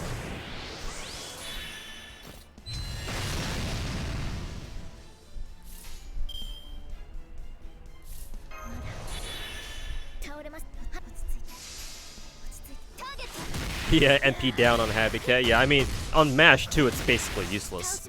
Because, yeah, neither of them have actual DPS damaging NPs. So it's like, lol, K. It's like, alright, whatever, bro.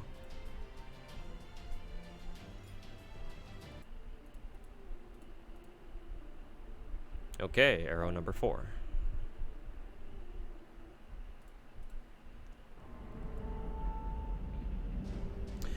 It's open! The Child of Prophecy opened the gate for us! I don't see any of the Queen's soldiers outside. This is our chance to escape! Alright, looks like our work here is done. Come on, MASH, let's board for it too. Don't worry about the city. Bogart can handle it. Whatever else you can say about him, he's still a great knight. He knew this would happen when he began his rebellion. You don't have to share that responsibility with him. This is his last stand, no one else's. Habitat. Here's Melusine. Actually, what kind of voice should I get? Should I give her? I guess I'll try to give her like a more quiet lolly voice, if I can even manage something like that. My wife. All right, calm down, Nova Star. Calm down. All right, calm down. All right. Let's try to do this voice.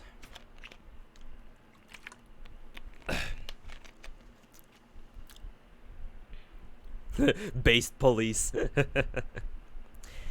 Escape is not an option.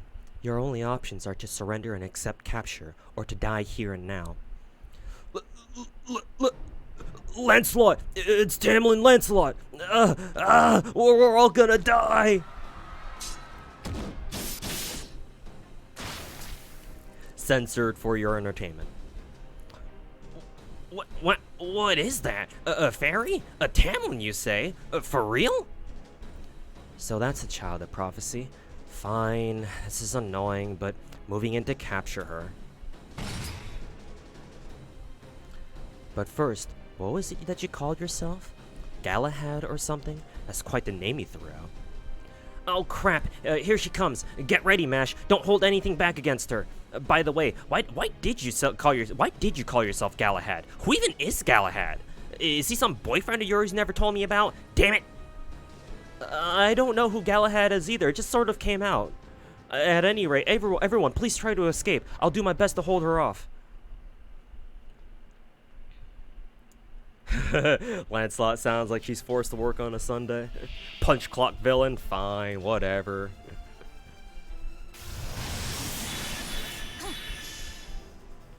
It's like, fine, whatever. Alright.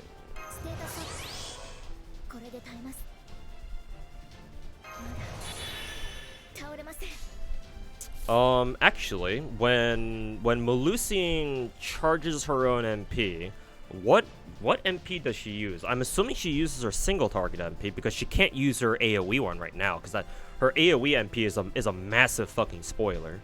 So she can't use her AoE MP right now. So I'm assuming it's gonna be single target. For the time being, though, let's see if MASH will survive the single target MP. Yeah, because she's in Ascension 1. Yeah. 我らが故郷権限せよロードキャメロット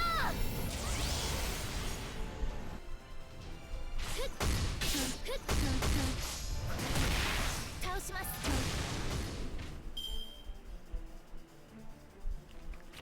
一撃一瞬で終わらせる。 What the fuck missed on her?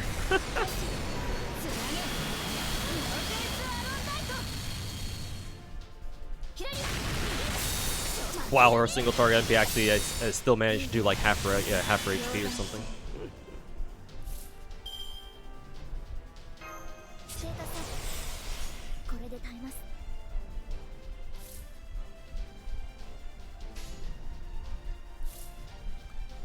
Let's see here.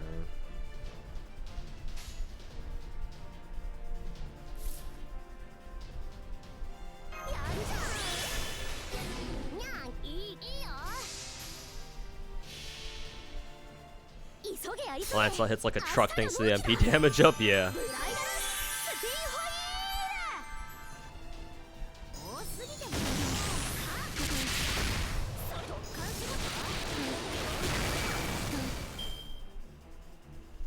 Which means that if, who is it? Actually, I should have given the, what is it? Actually, no, even if I had given it to, who is it? Habit Shot, Mash would still die, because she wouldn't have enough health.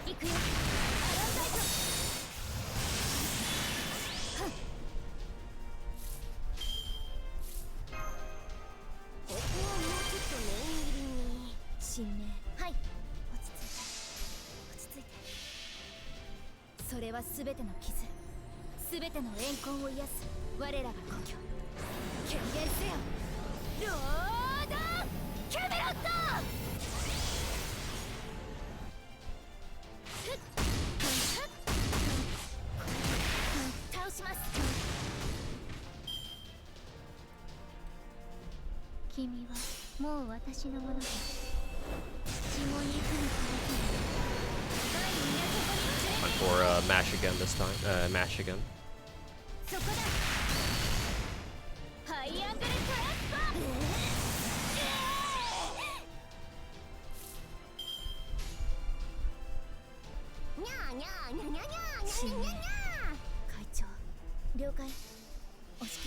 Loop that shit, bro.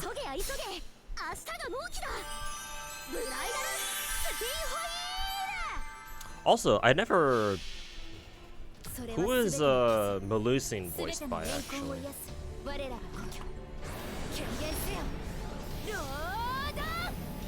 Kono Marika. Who does Kono Marika?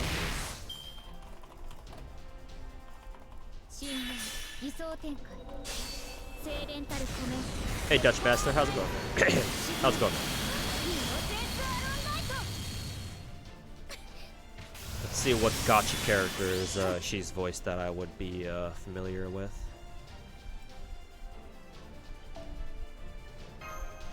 Oh, Mash died, but that was scripted, so. Okay, she voices Akko. All right, fun to know. She voices Akko in Blue Archive, La Pluma from Arknights, Silent Suzuka from Uma Musume. I know her, I think. Hatsuharu from Azure Lane.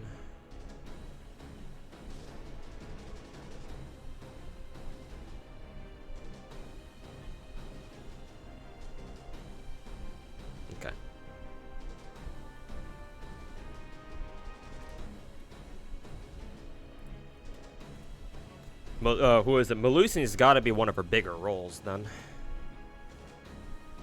She's La Puma in Arknights? Yeah, it seems like it.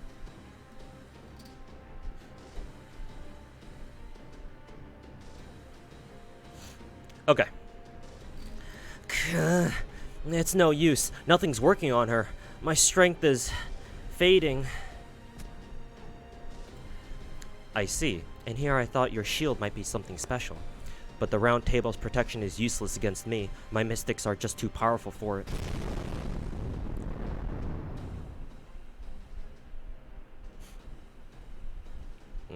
Bogart continuing to take shots. Huh? That explosion came from the castle keep. Lord Bogart.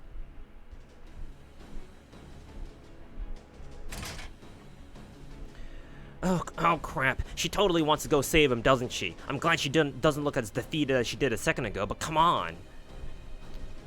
Oh, a second wind? You're tougher than you look. I see why you chose Galahad for your name, at least. But it's no use, child of prophecy. This ends now. You're not going anywhere. We don't need two children of prophecy. I guess it was just too soon for you to call yourself a Tam Lin, or to assume Galahad's name. Goodbye.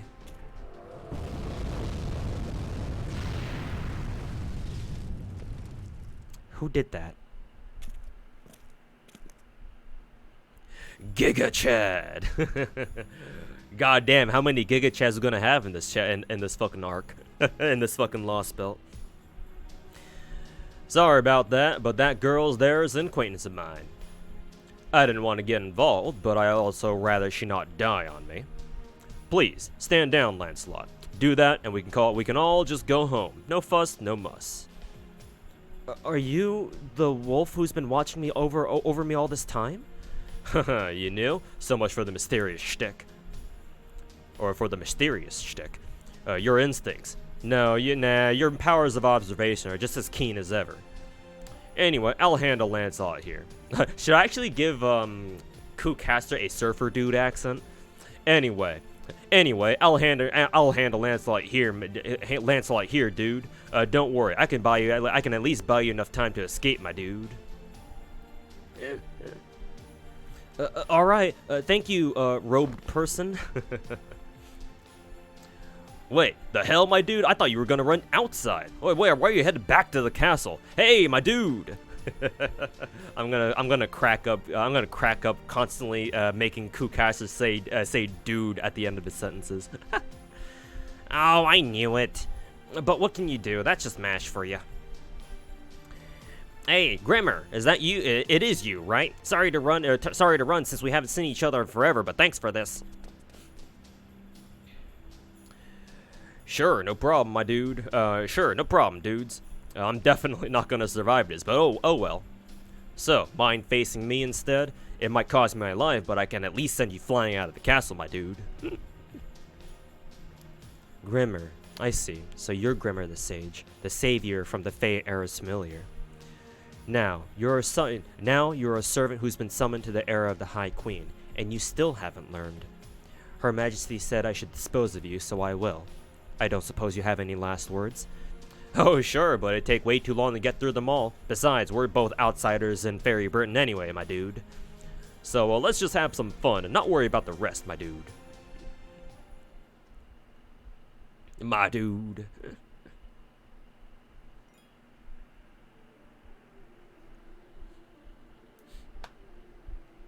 Alright. Is this the start of section 8, or was it like the last section of Act 7? Actually, yeah. Did we just finish Act 7? No, because if we did, then we needed to see the we needed to get the reward screen, I think. Oh, here's Tristan. Wow, so you even deflected that one. I guess your skin really is tougher than Gawain's. But unfortunately for you, I don't care how tough your skin is. I only care about what's under it. I want to touch your muscles once they're all exposed and gushing blood. I want to make a belt from your guts. Didn't she use that line before? Well, go on, big guy. Scream for me. Scream from your insides being all twisted around. You'll be just like an old doll nobody wants to buy.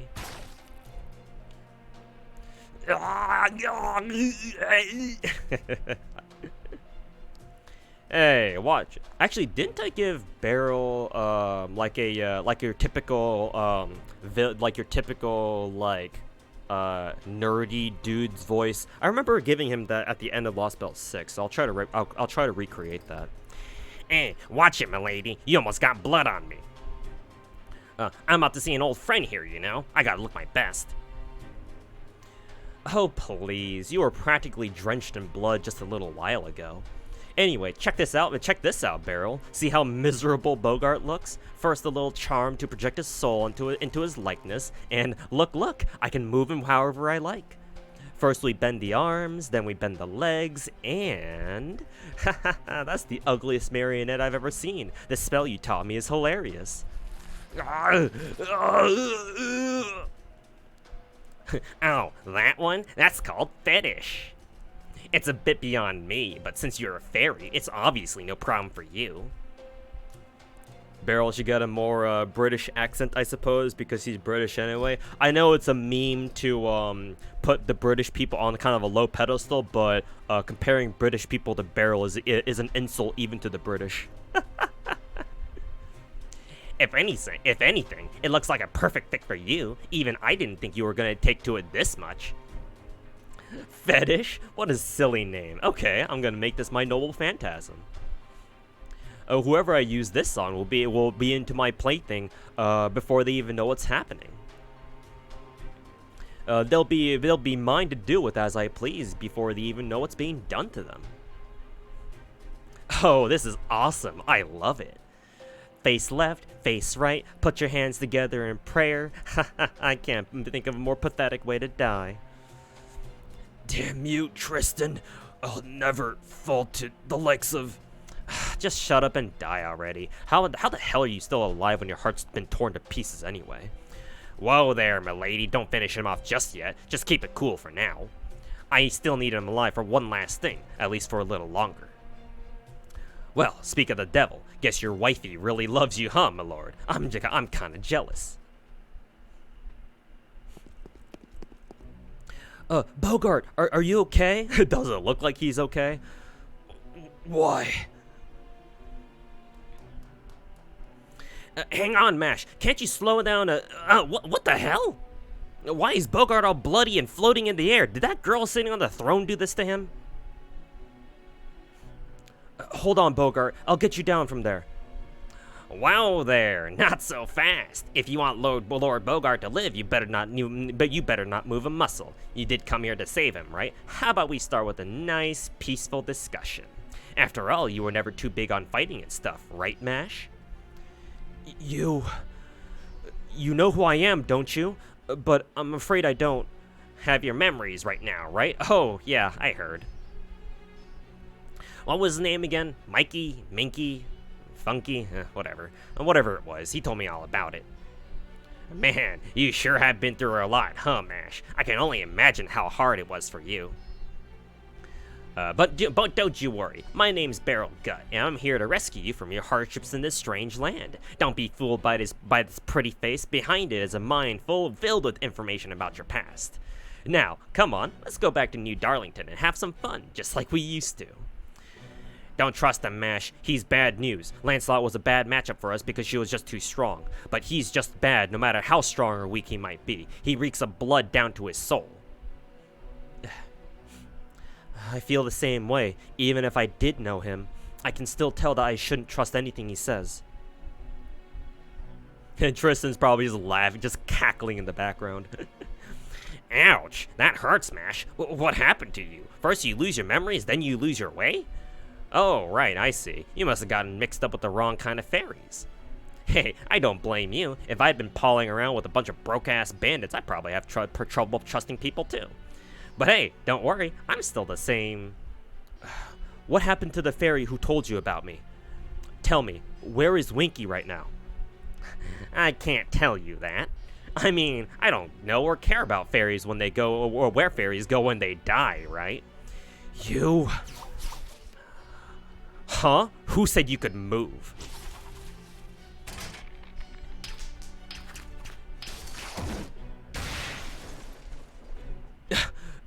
No way. Yeah. That hurt. I've heard of throwing people against a wall, but I've never had a wall thrown against me. Yikes. I guess I better do something before you literally turn me into mincemeat. The truth is, Smash, neither me nor that Tam Lin there can beat you now. Not when you're a Tam Lin named after Galahad, the greatest knight the Round Table ever produced. So I'm afraid we've got no choice but to play dirty. Do it, Tristan. You got it. Like this, right? See, your beloved Lord Bogart is dangling outside the castle walls now. All I have to do is release this thread and he'll hit the ground head first. Normally, a little drop like this wouldn't faze him, but since he's hanging on by a thread in more ways than one, I think it'll be enough to finish him off, right?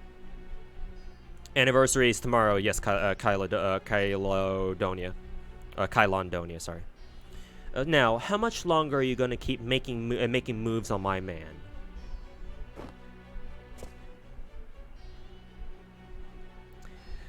Phew. Thanks, Lady Spinel. Or Spinal. I swear, how did you know exactly what I had in mind? You're a genius. Of course I knew, Beryl. This is us we're talking about, and I know just what's gonna happen next too. What do you want? It doesn't seem like you're here to capture the Child of Prophecy. Well, me, that is. Well, technically, we did come here to kill the Child of Prophecy, but whether we do or not kinda depends. See, we're actually in more dire straits here than we might seem. Even together, me and Lady Spinal are no match for you, and you'll never forgive us for tormenting Bogart there. So if he dies here, it's obvious we'll be the next ones to bite it. If you went nuts, there's not much we could do about it. There's not much we could do about it. I suppose you're right. I don't think I could stop myself either. Right? Which is why I propose a little wager. I'll let you in on a little secret. I'm Morgan's master. Oh, right. Guess you don't know what a master is now, do you? Basically, I'm kind of like Morgan's husband. If you kill me, both Morgan and her army will lose at least half their strength. So any Child of Prophecy worth her salt, or shield, as it were, would never pass up the chance. And like I said earlier, not even the two of us combined could stop you now. Well, I hate to say this after I went through all the trouble of putting the show together. It'd all be for nothing if we fought. Or, at least, that would be the case if you didn't have our little insurance policy here. Understand? So you want me to let you two go in exchange for Bogart's life then, huh? You want me to choose between killing you and saving him? No, I don't think we need to bother with that.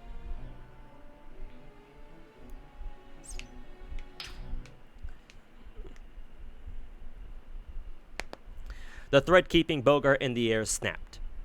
Beryl Gut was right. He did know the girl well. He knew that with the thread gone, she wouldn't hesitate to dive after Bogart to save his life. Bogart!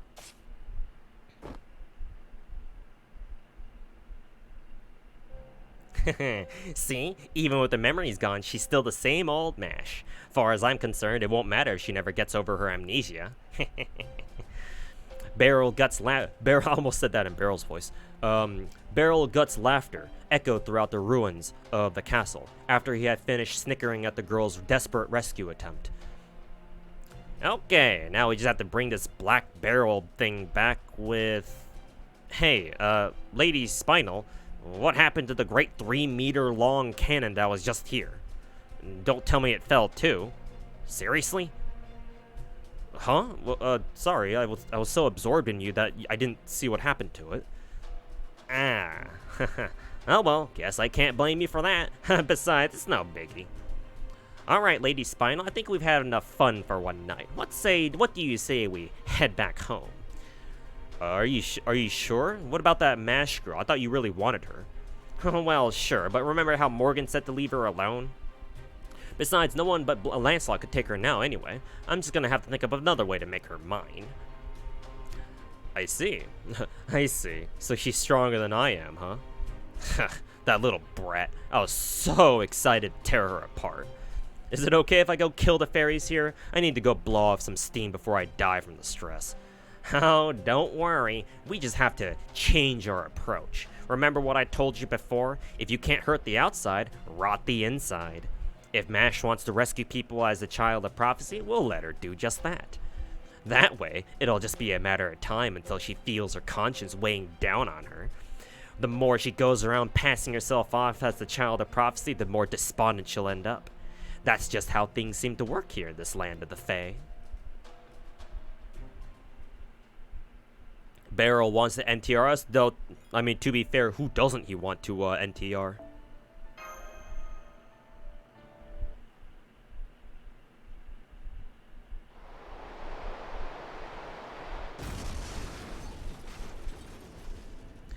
In the span of a few seconds it took for the two figures to fall from the castle keep to the courtyard, the girl made a desperate dash down the castle wall, cradled Bogart in her arms, and turned to absorb the brunt of the impact herself. Though she knew it was the only thing she could do to keep Bogart alive, she hadn't accounted for his weight being added to her fall, and even she couldn't help but experience a short bout of dizziness upon standing up. I'm okay. What about you, Bogart? Are you alright? Does it look like he's alright? More or less. Besides, this is my second time falling from that height. Though painting and out of breath, Bogart's flippant remarks were as cutting as ever. The girl gave a great sigh of relief, but that relief proved short-lived. Bogart's body was as cold as stone, and his breathing faint and shallow. We need to get you to a medic right away, but I'm afraid everyone in the castle is... It's alright. I know all the medics are gone. I can hear the sounds of swords clashing, flames spreading, and my soldiers' battle cries and death throes. So, the enemy has made it inside the castle, huh? Yes, they have. By the time I got back, it was already too late. Why did you... never mind. Just take me to the rear gate. I trust you can do that since you came all this way for me. Of course. But Habitrot still isn't... I'm right here. Jeez, I can't believe you just jumped out of the castle like that. Still, it did turn out to be the fastest way to escape, so I guess it all worked out. I guess it all worked out. Oh, thank goodness. I guess I should have known you would be light on your feet, Habicat. You know it. Plus, my spinning wheel here can actually fly a bit. Trust me, it's a lot more versatile than it looks. But don't call me Habicat. It makes me too happy. Right. Okay, I'm going to take Bogart to the rear gate. Would you cover me, Habitrot? Habitrot nodded, of course. The girl tried to lift Bogart's great bulk. He a thick boy. Only to realize the magical energy that had been surging through her moments ago had vanished. Between her battle with Lancelot and the fall she had just taken, she had long since reached her limit. Excuse me. You fool. Tam Lin or not, you're still half human. Stop, Bogart. You mustn't. You're in no condition to carry me. Please, put me down. I can walk on my own. Don't be ridiculous. You don't even have the strength to escape my grip. Come, the rear gate is this way. Hurry. Fairies are just built different, huh? Bogart picked the girl up roughly and staggered forward as quickly as his bloody body could move, which was, of course, not very quick at all. But he kept on, slowly but surely, like a groom carrying his bride across the threshold. Meanwhile, everyone is dying. Oh man, I think it's even worse now. There are more fairies packed in front of the gate now than ever, Bogart. There's no way we can get close without the Queen's soldiers spotting us. Up to that point, Habitrot had been able to keep them away from the Queen's soldiers, but that luck was not to last. If they were to approach the gate now, all eyes would be on Bogart and the child of prophecy. You're right. It's fortunate that the gate is already open, but at this rate... No, we can still get out through the gate. If we stay here, it'll only be a matter of time until they find us anyway. Thanks to you two, I've got a good deal of my strength back. I can run now, at least. Some of my citizens still can't make up their minds about whether they should stay or go. I have to help them escape. Keep your head down until we're outside, child of prophecy. I don't want you drawing attention to yourself now. Huh? Okay, if you say so. All right, let's go. Giga Chad Bogart. What are you fools doing? The castle has fallen. The battle on the main street is over. The Queen's soldiers are headed this way. Escape through the rear gate and get to the twisted hole in Thistle Hill. I trust you know what I mean by that, my fellow Sheffielders. Lord Bogart, you're still alive? But Thistle Hill's twisted hole is a one-way road. That's where the night call. That's where I'm going. If any of you have any other prospects, you're free to take them, but don't stay here. Don't you hear that? Gawain's black dogs, the main force of the Queen's army, are headed this way.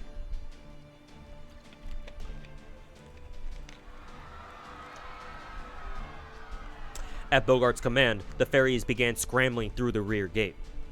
As he carried the girl in his arms, Bogart himself continued to walk through the gate slowly, calmly, setting an example to keep the nearby fairies from panicking. Giga Chad!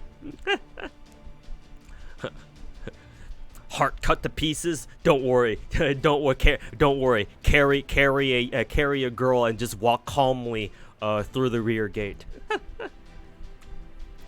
Make a keep calm and walk through the rear gate slowly meme.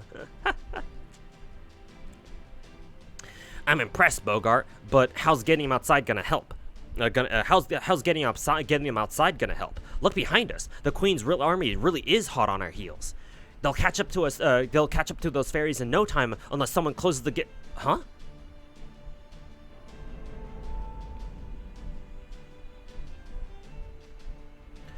The gate's closing. The gate's closing?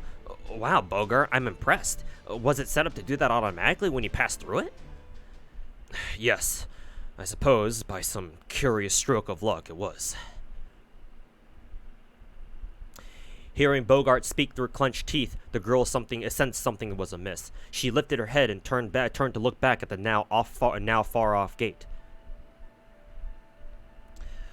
Wait, please, wait.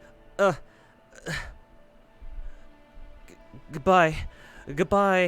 Thank you for rescuing me that day. Thank you for giving me a name. Thank you for always smiling at me. Is she talking to Bogart or Castor? Still cradled in Bogart's arms, I guess I'm about to find out. The girl gathered all of her strength to wave back at the two fairies with the brightest smile she could muster.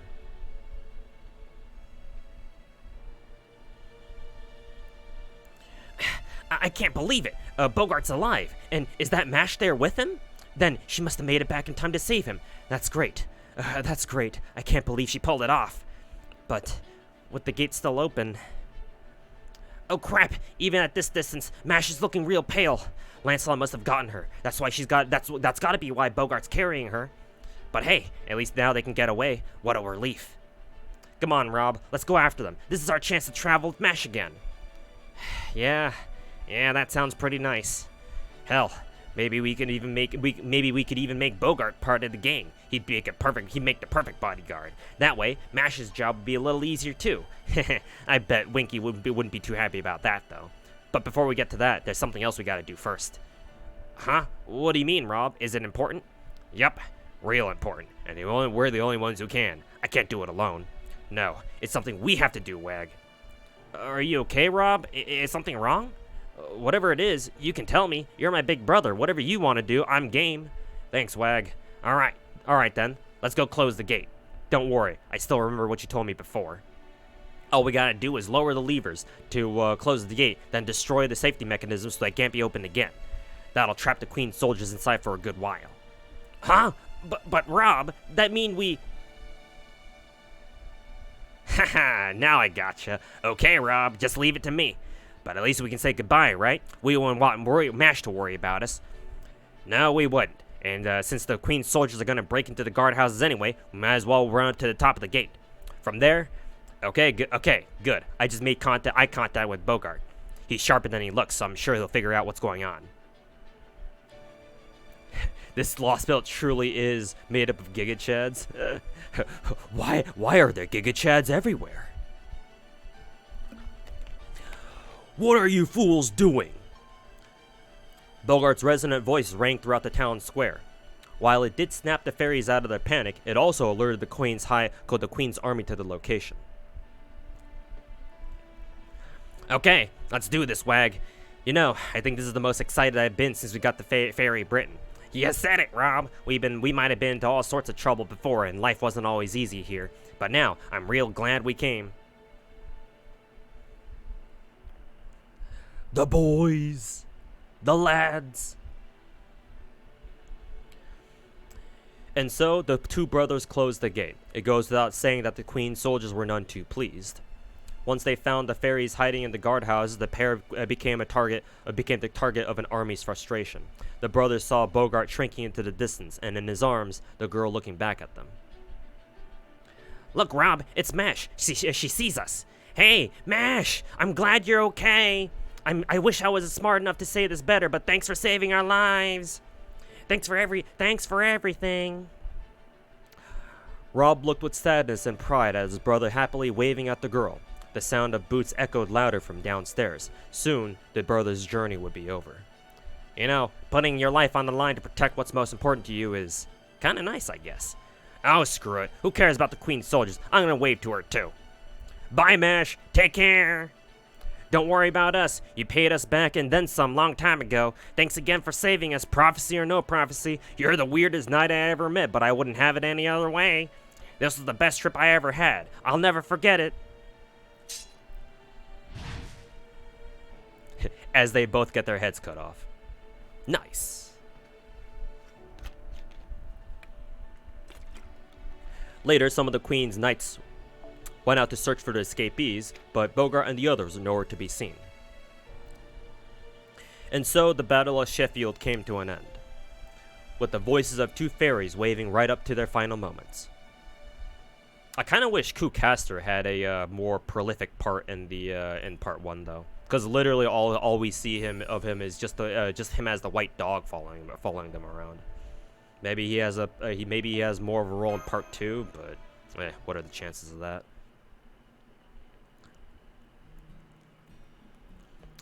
The fairies who escaped from Sheffield evacuated to a cave north of the city. The twisted hole of Thistle Hill, a dreaded cave known to be home to a single night call. Bogart said he had readied a cave to serve as a shelter in the event of an emergency. He said he had defeated the night call himself, and that it was now a perfectly safe hideout. Naturally, it contained stores of food for humans and the fairies' favorite kind of oak trees. Bogart had done his duty as a Lord of Sheffield, but now... please, Lord Bogart, drink this. It's Thistle Morning Dew. It should at least keep you from getting parched.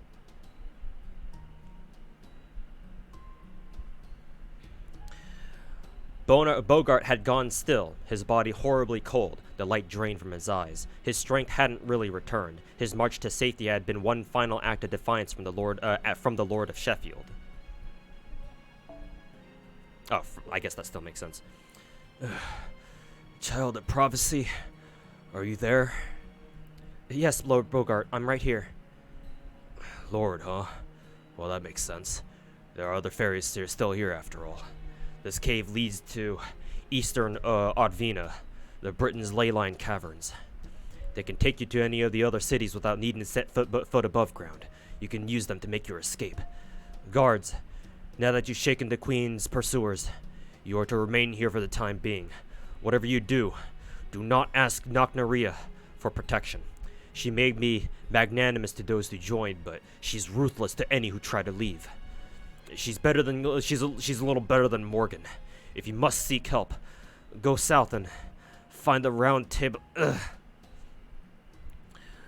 Lord Bogart, please, you need to rest. Don't worry, my fellow guards and I will keep the people of Sheffield safe.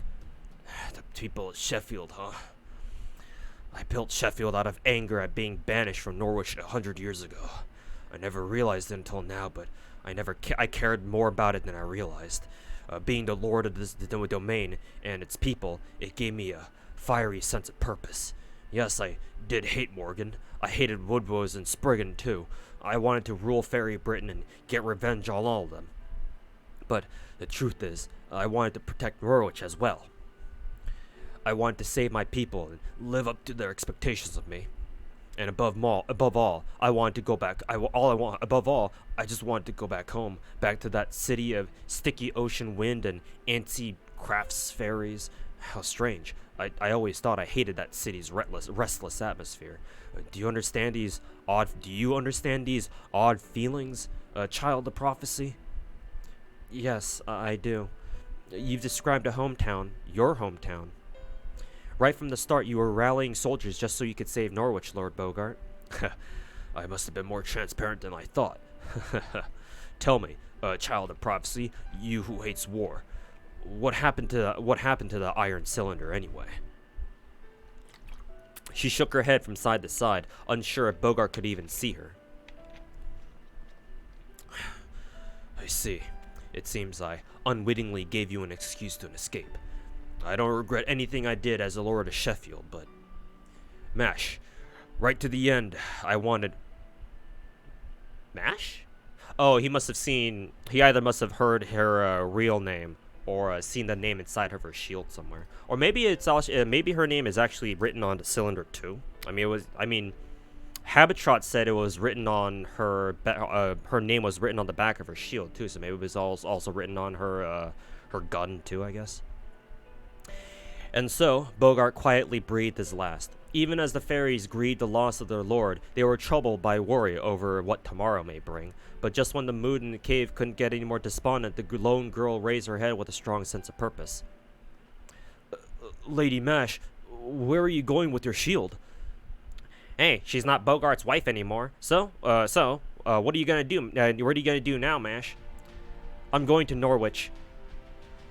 Norwich, Lady Mash? By yourself? Yes, and not because I may be the child of prophecy. I'm going because Norwich needs help. Or right now, I want to save it more than anything. I feel like that's what I have to do. Then we'll come with you. It's our job to keep the child of prophecy safe. Don't be daft. Your guys' job is to protect the townspeople, right? I know how you feel, but you can't just abandon your posts like that. Not unless you want Bogart haunting you from the afterlife. Well, yes, that's true, but we can't send Lady Mash out alone. She won't be alone. I'm going with her. Plus, we have a guide right here. Oh, there he is. Oh, Mr. Wolf, I knew you would stay with me.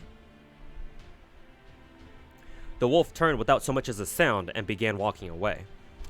Deep into the dark caverns that lead to the labyrinth known as the Audvina. I hope I'm pronouncing Audvina correctly. If not, then oh well, I guess.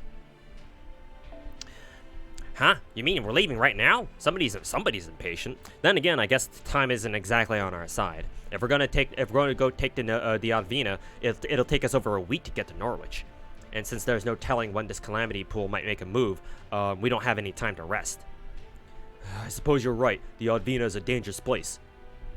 We would only slow Lady Mash down if we went along.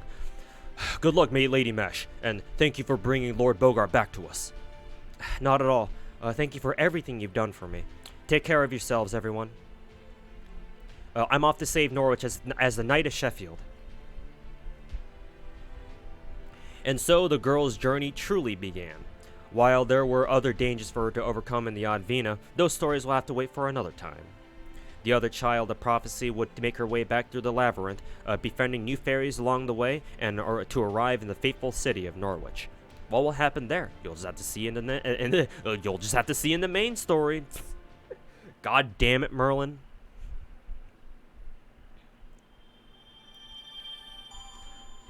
Scales of fantasy. Scales.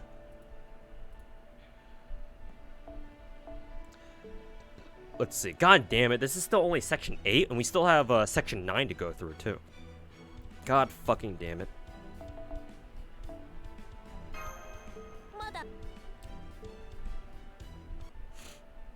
Alright. Nope. No time like the present.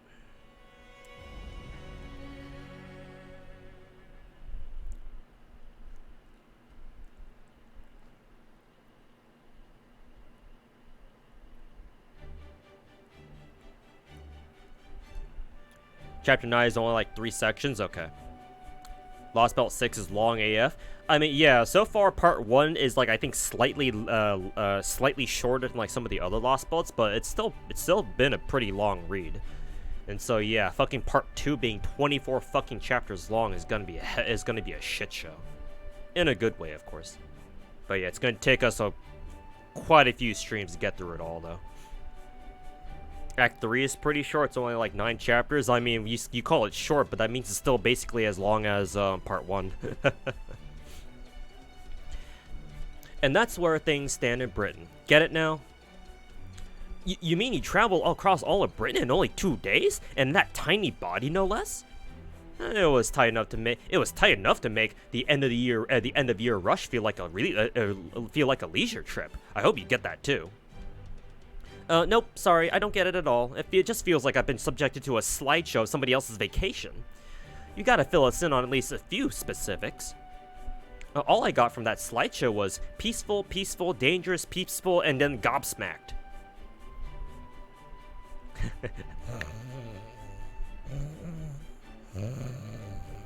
Hey, wake up! Sorry about that. I always lose a little bit of intelligence when I switch to my recon form. Long story short, nothing major is happening in Gloucester or Salisbury. In Camelot, rumor has it that the Queen has begun preparing some kind of massive spell. The Calamity Pool is apparently going to tear through Norwich in a few days, and in Sheffield, the stronghold up north. Well, I didn't learn much of anything there since there was no one there anymore.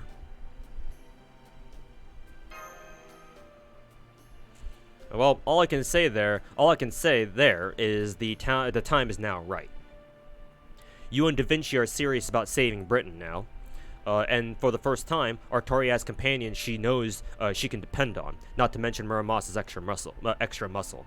Honestly, I wish we still had a little more firepower to work with, but this is probably the best we can hope for. After all, there really isn't any time to spare. If you're going to go to Norwich, it's now or never. Is that really it? Are you sure there isn't another reason? I noticed you didn't seem like yourself when you were telling us about Sheffield. Oh, me? Don't be silly. Of course I was myself. Sausage, are you sure? Sausage. The idea that, if we're lucky, we might just gain a powerful new ally from Sheffield never even crossed my mind. Besides, I said we were just taking a short break here, right? But sus. It's not a good idea to stay in one place for too long right now. You guys have a lot of eyes on you after all. I mean, it would be nice to have a proper base, but my force, it just isn't cut out for that. If an enemy were to invade us here, we wouldn't even last a day. Now, whoops, sorry, that just kind of slipped out. Anyway, the most important thing we need now is more allies, which is why I'm saying Norwich should be our next stop. You get it, right, Tuhu? I heard that declaration she made, too. You know as well as I do that Artoria needs to be a good child of prophecy. What Artoria needs to be a good child of prophecy now is confidence and competency. I mean, that's definitely important too, but you know, help me out here, Da Vinci. She needs major accomplishments like saving a city. Artoria is not the kind of knight who fights all on her own, so if ultimately she's going to be a leader of fairies, she needs a sterling reputation more than pure skill. Now I gotcha. If she can get rid of a calamity that even Queen Morgan's given up on, that'll change a child of prophecy from rumor to reality. Nobody'll doubt she's the real deal after that. I mean, that's true, but I'm not sure if I'm powerful enough to get rid of this calamity pool just yet. Sure you are. As long as you still got the kind of spirit you showed at the auction house, you can do anything. Worst case, it'll be a learning experience. Don't worry, if you end up falling the pieces over, I'll pick them up for you. Besides, this isn't being reckless kind of your thing. You know what I'm talking about, right, Tuhu?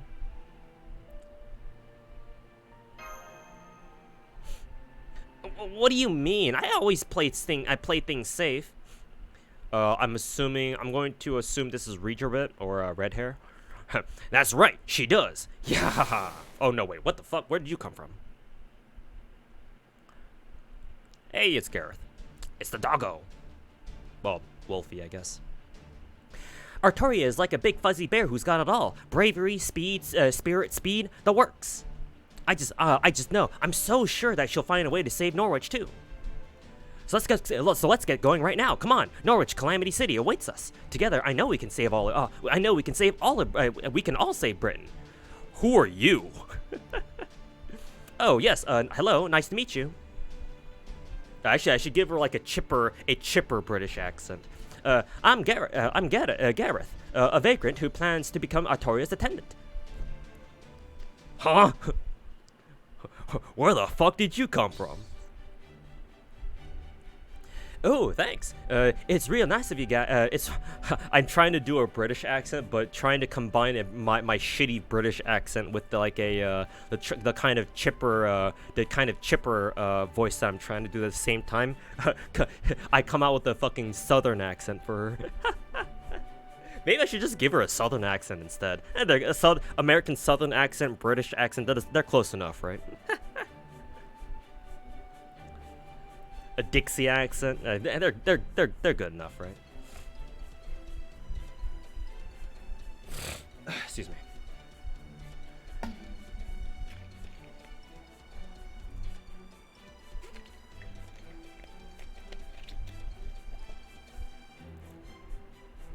Southern works for her. Yeah, I guess I will just give her a Southern accent then. It's kind of strange though. I think the only character besides Holmes that I've actually given a British accent to was OG Tristan, but he's dead now. So I kind of need somebody I need to give a quote proper British accent to now that I think about it. Oh, thanks. It's real nice of you guys to feed me like this. Man, all the fruit you've been giving me these last 2 days have been so yummy. This forest is great. I'm sorry, but can we get back on track? It sounds like... that's right, I've been following you guys since you guys left Gloucester. Well, since you left the auction house, specifically. The way you handled Tristan was amazing. Every fairy scared to death of her, but you totally shut her down verbally and magecraftily. I haven't been eating nothing but vegetables every day for 16 years. Started over with a parlor trick class for babies. Just remembering those classic lines makes me want to improve my own vocabulary. Anyway, that was when I knew about without a doubt you were the master I was meant to serve.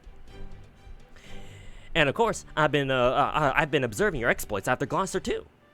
You didn't hesitate to help fairies in need, no matter how shady they seemed. I don't know of any other fairy in all of Britain who can trust others like you have. I don't know much about Ainsl's prophecy or what the others say, what the rumors say. But I do know you're destined to save all of Britain. So please, Artoria, please, let me come with you on your pilgrimage. She's been stalking us this entire time, Monka.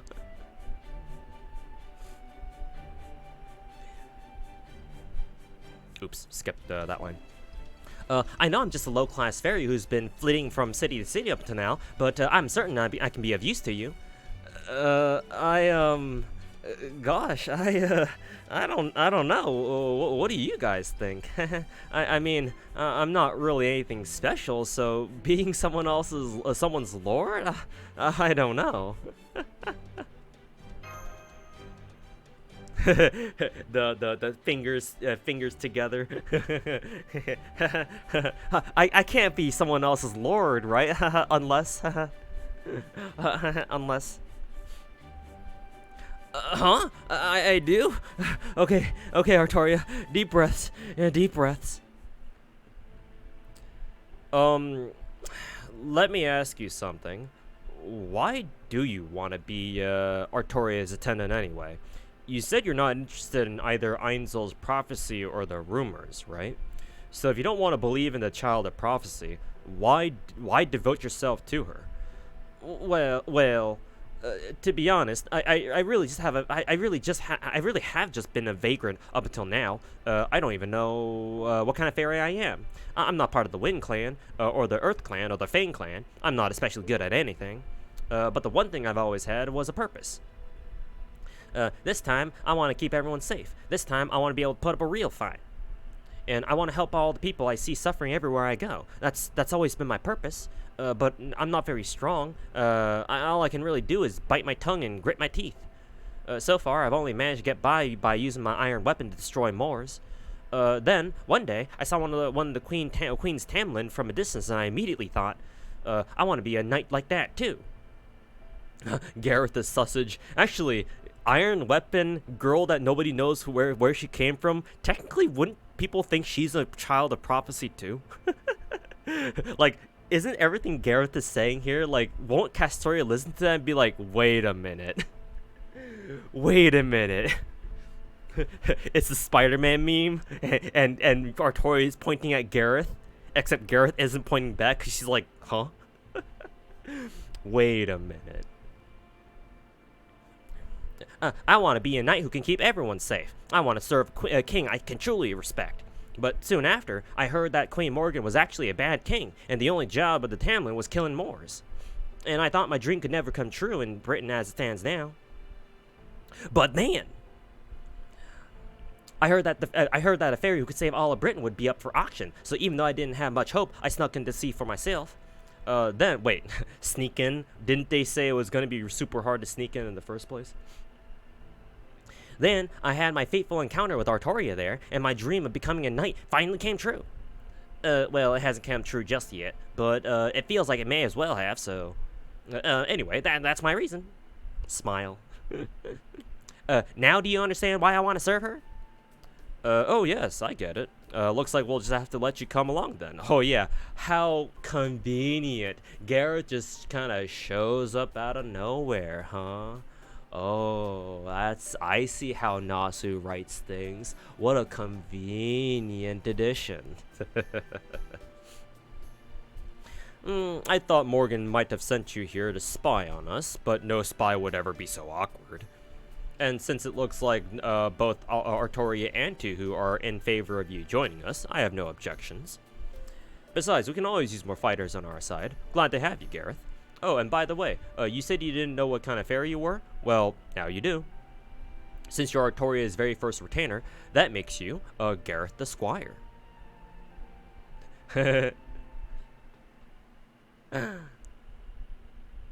No way!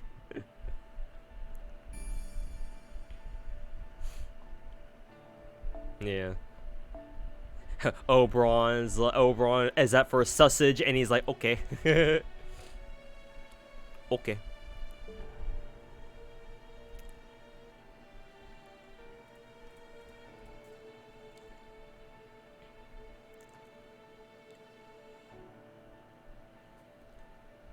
Oh, excuse me.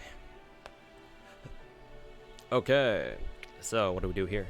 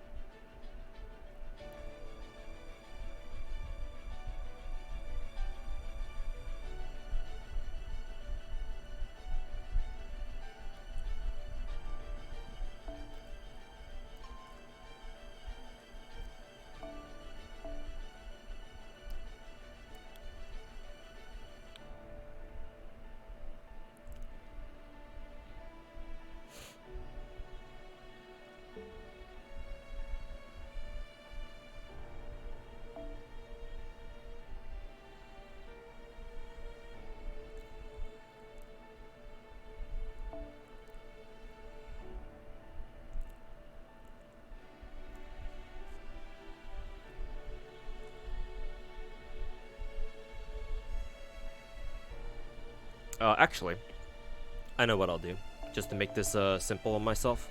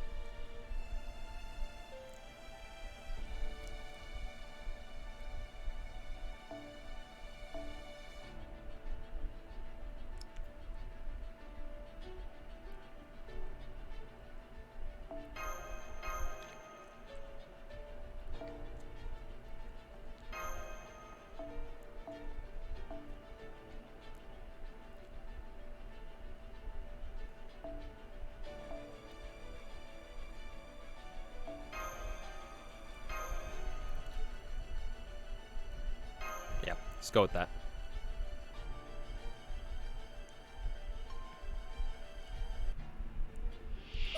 Also, no story at all. We're just going straight into a fight.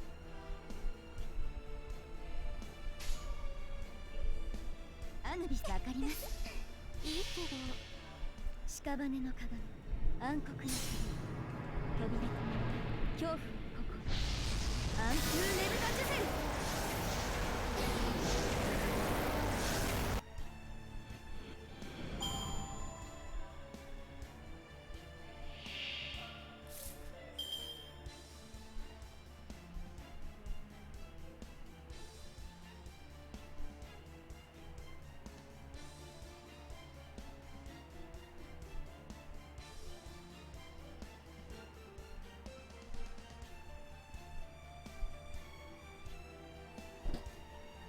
Oops.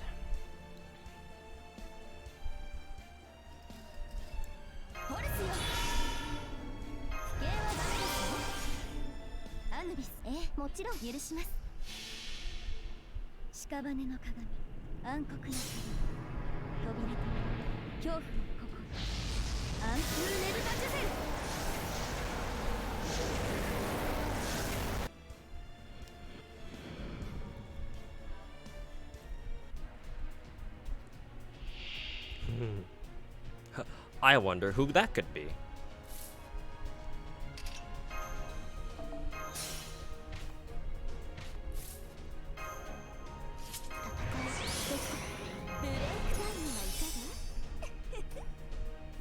Yeah, I forgot to use who is it? Forgot to use Saber Maves is what is it? Her first skill before the third turn, so that way she could MP right now. Then again, I wouldn't have been able to what is it? I wouldn't have been able to MP what 3 times in a row or something.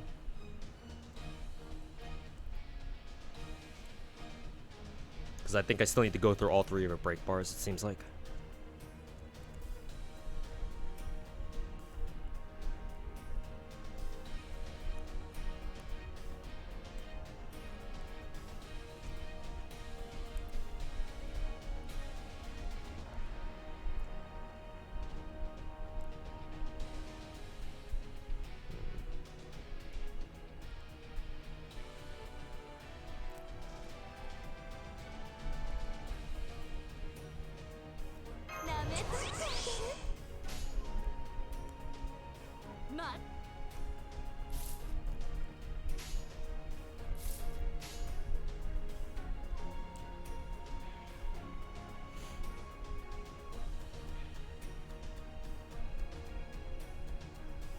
I think I'll just go for damage.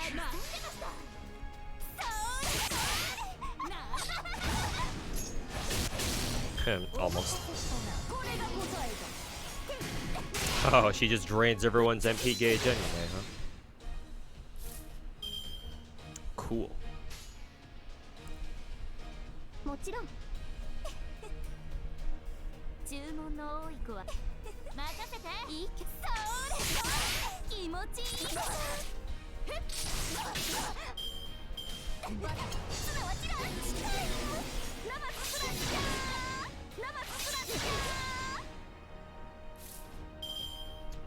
Cool.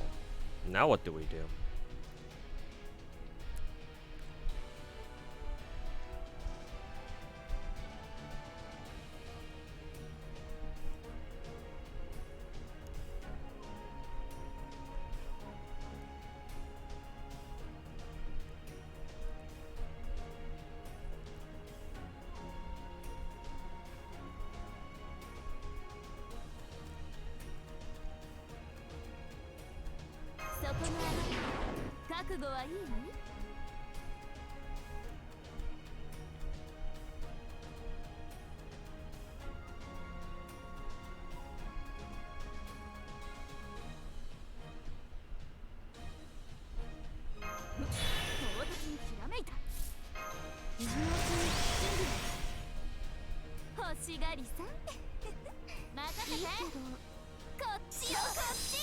気持ちいいでしょ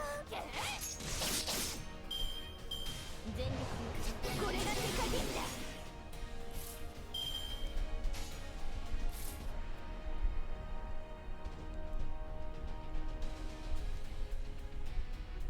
よーしそこ狙うからね注文の多い子は嫌われるわよそれそれなあ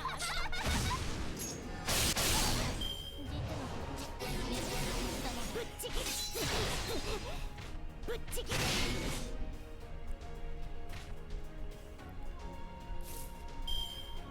ホルスよ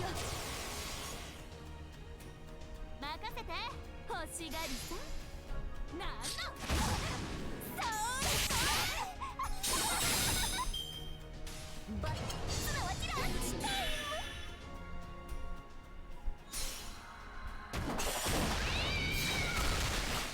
ひどいではないですか。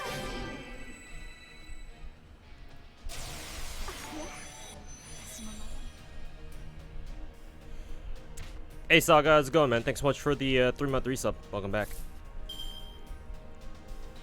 When did I put Malus in here?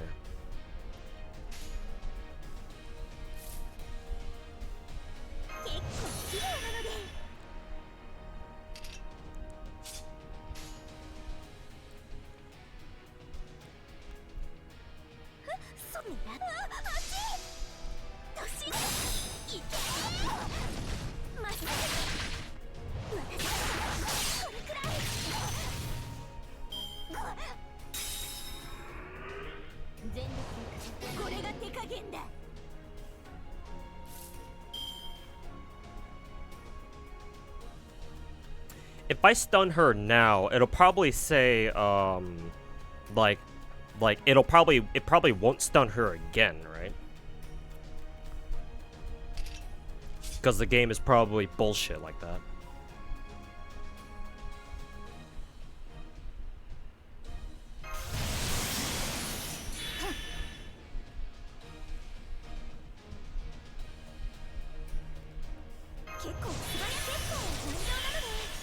Don't think it'll stack? Yeah, probably not.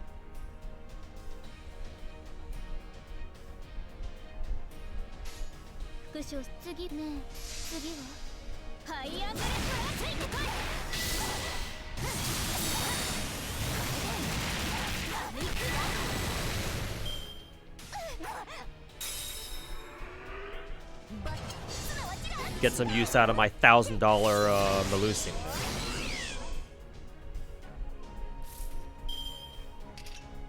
Now it can stun her.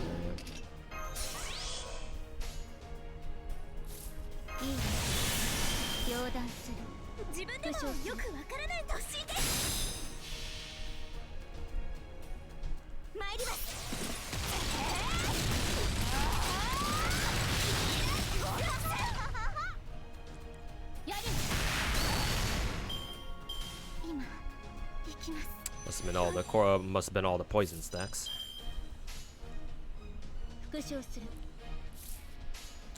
Rare footage of Malusing single target MP actually being used.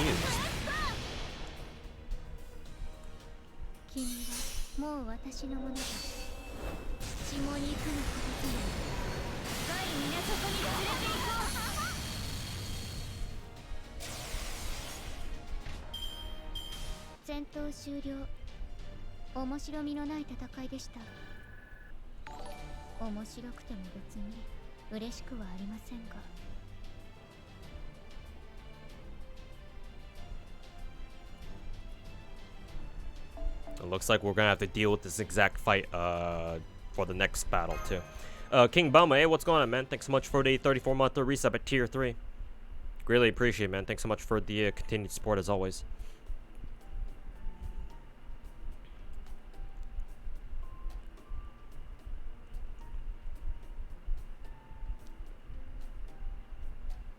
You're watching from NA, you can Gamba? Yeah, that's right. You must be here in LA right now. Because you're at AM Expo, right? Yeah.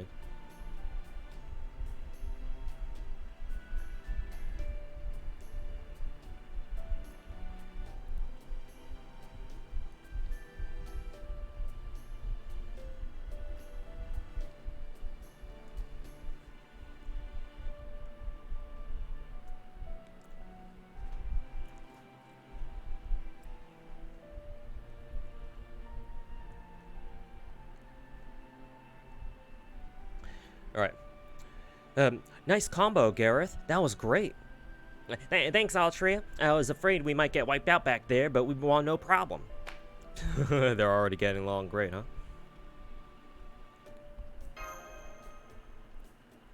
You can gamba on Koi and Sky rolls? Yes, sir, you can.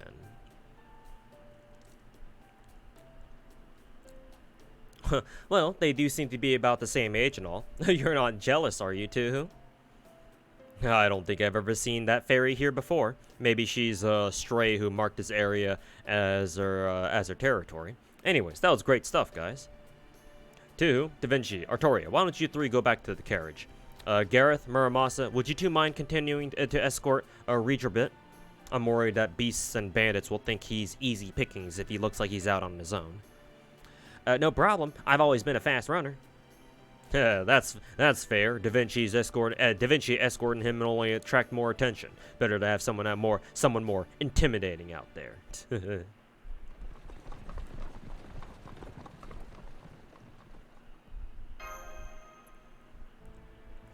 No, about another 2 days or so, assuming we don't run into any trouble along the way, of course.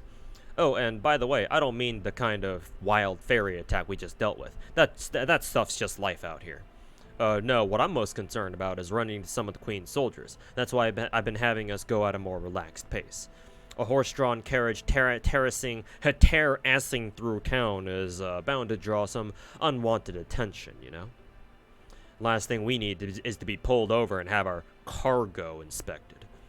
Does that mean there are wanted posters of the Child of Prophecy, that is Artoria now? No, Artoria's fine. They'll just think she's another fairy from the sticks. The problem is Tuhu. In general, it's against the law to take civilian humans outside city limits, so if some soldiers start questioning us about who she is and which clan she belongs to, we'll only be able to play dumb for so long. So, straight up police interrogation, that's about a level of authoritarian crap I'd expect from Morgan. Yep, which is why we're taking it slow for now. If things get too hostile, we'll throw caution to the wind. By the way, Artoria, is this your first time going to Norwich? Uh-huh. I've always wanted to go, though. A whole city of Smiths sounds amazing. Well, the Wind Clan definitely does, but the Earth Clan sees it as a precious resource. I mean, it's literally in their name, so. It's iron weapons that all fairies hate. They don't have much of an issue with the iron in buildings or daily necessities. Well, your neighbors do tend to complain if you work with iron frequently, but that's just a sign of a good smith.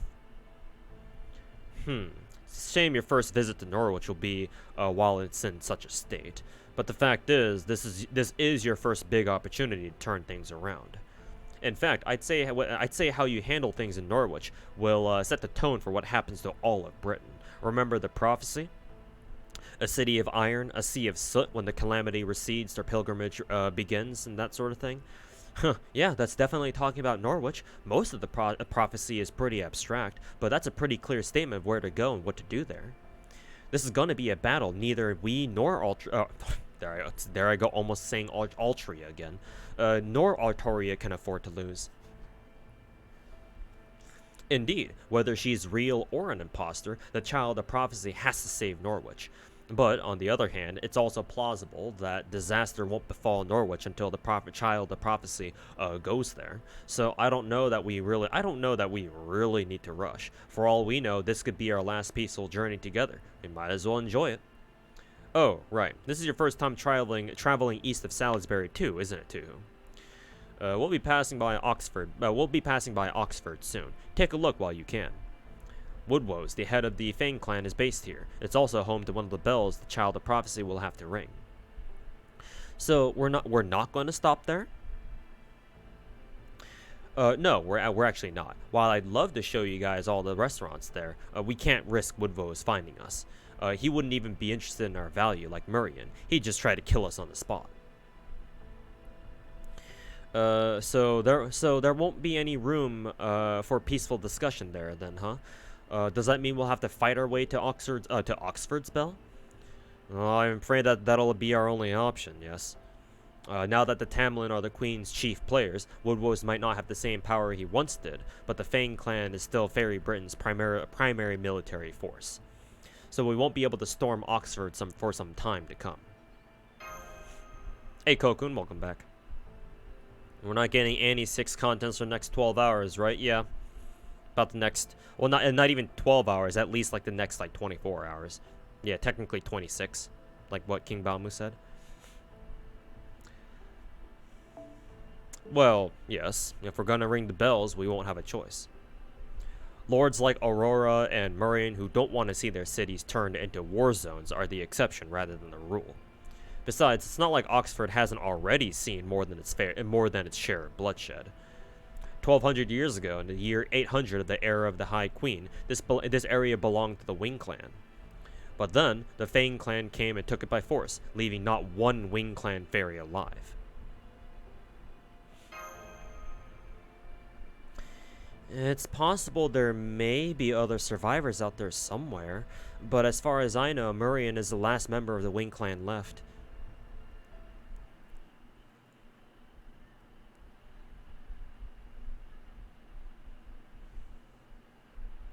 But then again, don't they say that the fairies just kind of come into existence? How do you even cause like the extinction of a clan then? If they just kind of pop up out of nowhere. It's fairy bullshit. Nasu ain't gotta explain shit, probably. Welcome back, Lord Woodwose. I'm sure you must be exhausted from your latest trip to Camelot. Huh, I'll say. That meeting was a complete waste of time. We didn't even get so much as a single real answer. Actually, maybe I should give him like a pompous voice. Like a pompous voice. I'm already giving too many characters like a deep gruff voice. So, anyways, let's see. They explain it later. I know that technically isn't spoilers, but I think from now on. I think I'll want chat to maybe not say things like, "Oh yeah, they explain it later." So yeah, don't take it personally, Centurion. I know you're just trying to say you're trying to not trying to give direct spoilers, but technically speaking, even telling me like, "Oh yeah, they explain that shit later too," is technically all. I would also technically consider that spoilers too. So I'll just give that as like an advance warning to chat. Like, yeah, if I ask something that, oh yeah, they explain it later, then I think technically that's spoilers too. I know I've allowed that before, I'm pretty sure, but I think, yeah, I think I'd rather see that for myself when it actually comes up in the story, even if it'll take me a while to get there. So yeah. Let's have it that way, chat, all right? Cause yeah, technically speaking, even telling me that, oh yeah, they explain that shit later too, is technically spoilers in and of itself.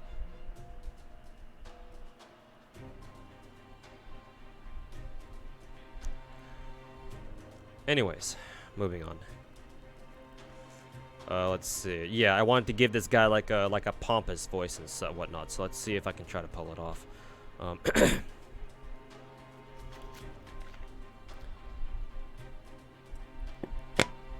Yeah, no problem. Yeah. Again, nothing personal. Just I think that's how I want to. I think that's how I'll prefer things to be from now on.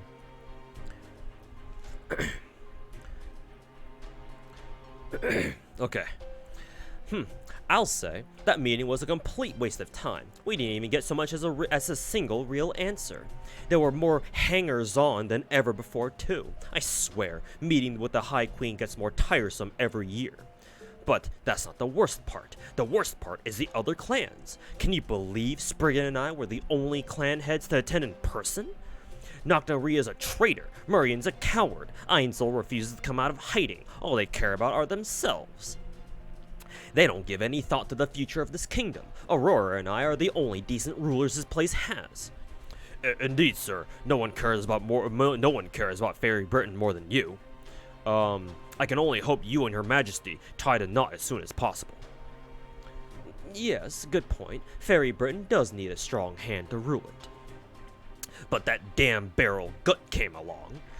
After all my hard work, he just shows up out of nowhere and claims the High Queen's hand for himself. So what if he's a mage from a foreign land? Where does a mere human get off stealing a march on my woman? Lord Woodrose. Pardon me, Lord Oxford. I'm here with the report on the ranch's resource management. Oh, Manoy, why did you have to come now, after you finally earned a promotion to guard, too? Is this a bad time, Lord Oxford? Should I come back later? It's fine. Tell me. Yes, sir. Of the 60 humans that were being kept at the Western Ranch, 10 were assigned to Camelot, while the remaining 50 were assigned to us. Fine. With 50 humans, we can relieve the soldiers suffering from Moore's disease of, well, not exactly, sir. The remaining 50 were all taken to Manchester under Lady Gawain's supervision. She said they needed to be re-educated. Gee, what? So that insolent little thing confiscated my humans without so much of a word as a word to me? Please, Lord Woodrose, calm yourself. It's not his fault. He was just giving you a report. Silence. We shouldn't have to suffer for these pathetic creatures after all. If it weren't for the Queen limiting the production, we could have as many humans as we need. But sir, humans are emotional creatures. If we treated them like any other livestock, they'd stop being creative, and they wouldn't provide us with any more nourishment for us. Britain can't afford luxuries like that right now. The Moors are growing in number by the day. We need to bolster our armaments before they swallow the entire city. Or what? Does the Queen think that the Tam Lin alone can keep the Moors at bay forever?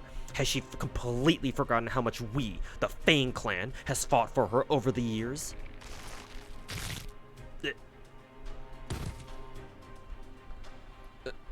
Lord Woodrose.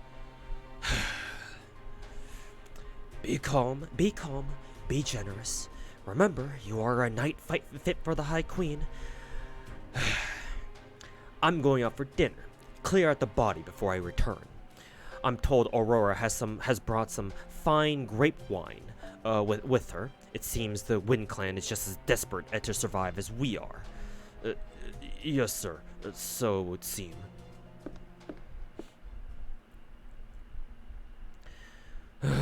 Poor Manoy.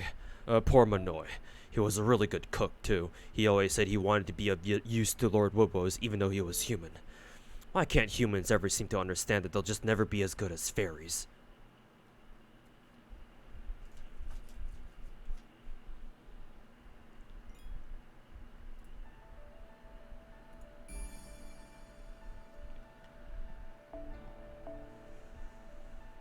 Let him cook. He couldn't cook. Oh, excuse me. Ugh. He couldn't cook, Mon.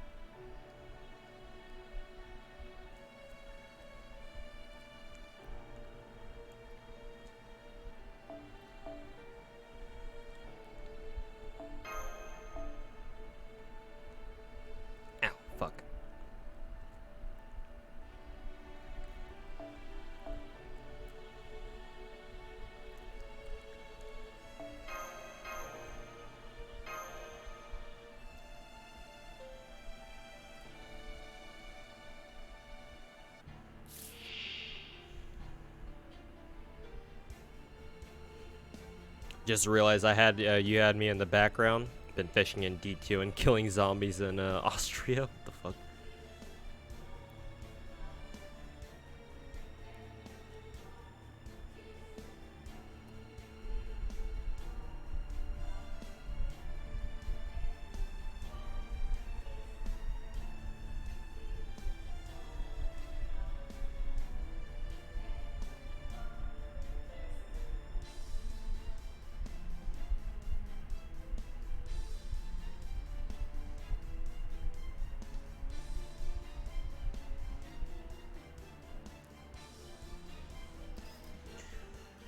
All right.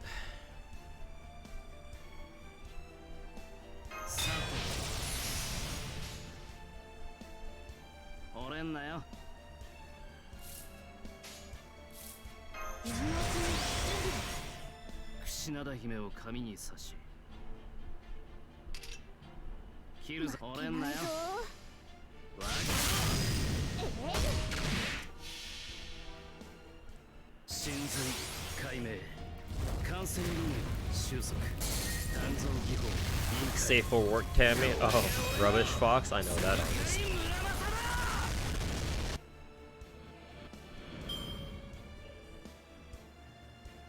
I know who that is.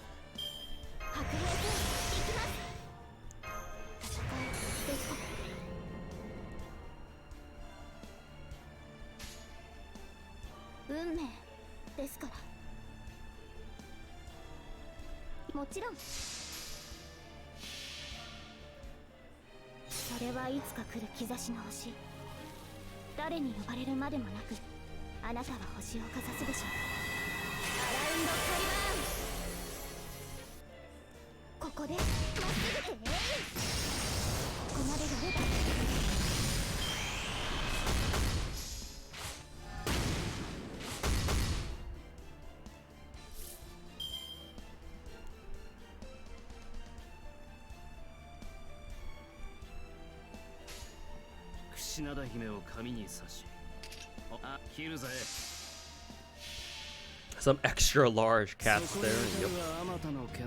Big kitties.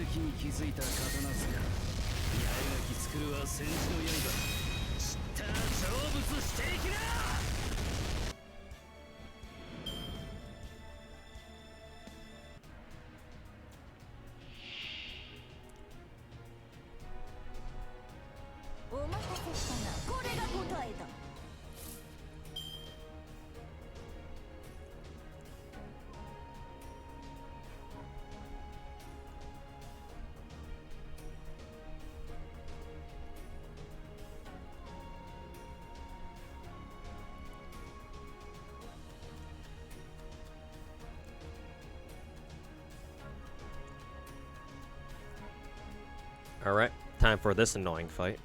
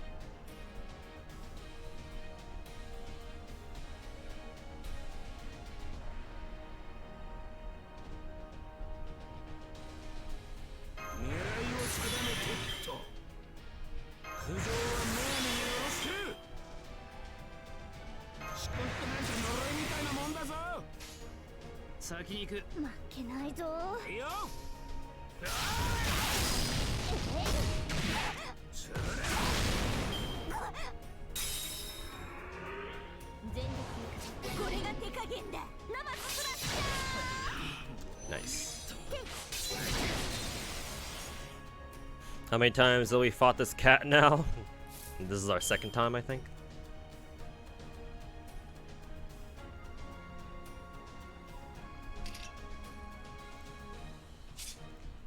How many stars does Melusine produce again at level 8? Probably not 20, so we'll do this instead. Also, does Melusine have a guts here somewhere? I'm assuming the answer is no. 副将士ここからクラッハグ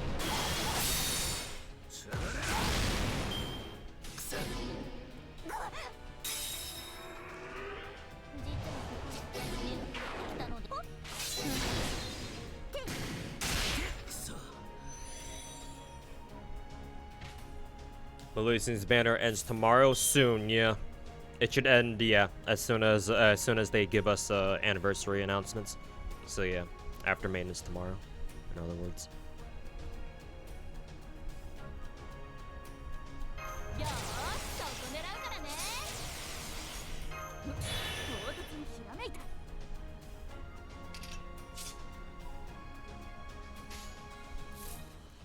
よーしそこ狙うからね五輪の真髄お見せしましょう任せて Already 23 Melusine Zen and still no Melusine? Yikes. その規制は医者が大転生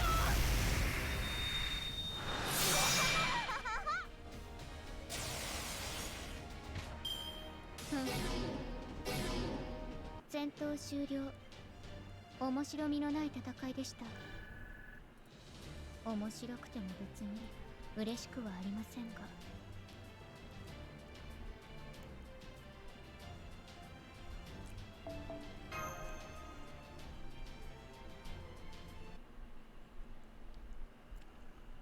Also, did I not have a fifth servant there for bond farming? Don't we get a Melusine rerun fairly quickly? Well, not really quickly. She will get another rerun this year, another raid up this year, but at the end of the year, right before Tunguska. To be fair though, you just need to get Melusine before Tunguska, and that's exactly when she'll get her next raid up. But if you don't get her now, then you'll have to wait another 4 months at least. So.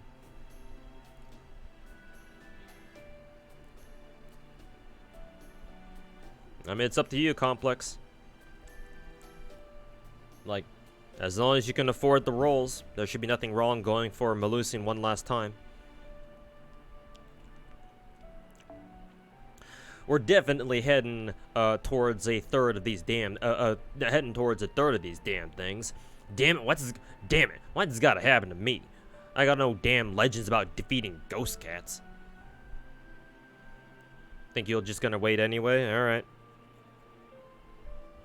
Don't worry. I'm sure you'll hold it. You might have to hold that L now, but I'm sure later this year you'll hold that. You'll end up with a dub.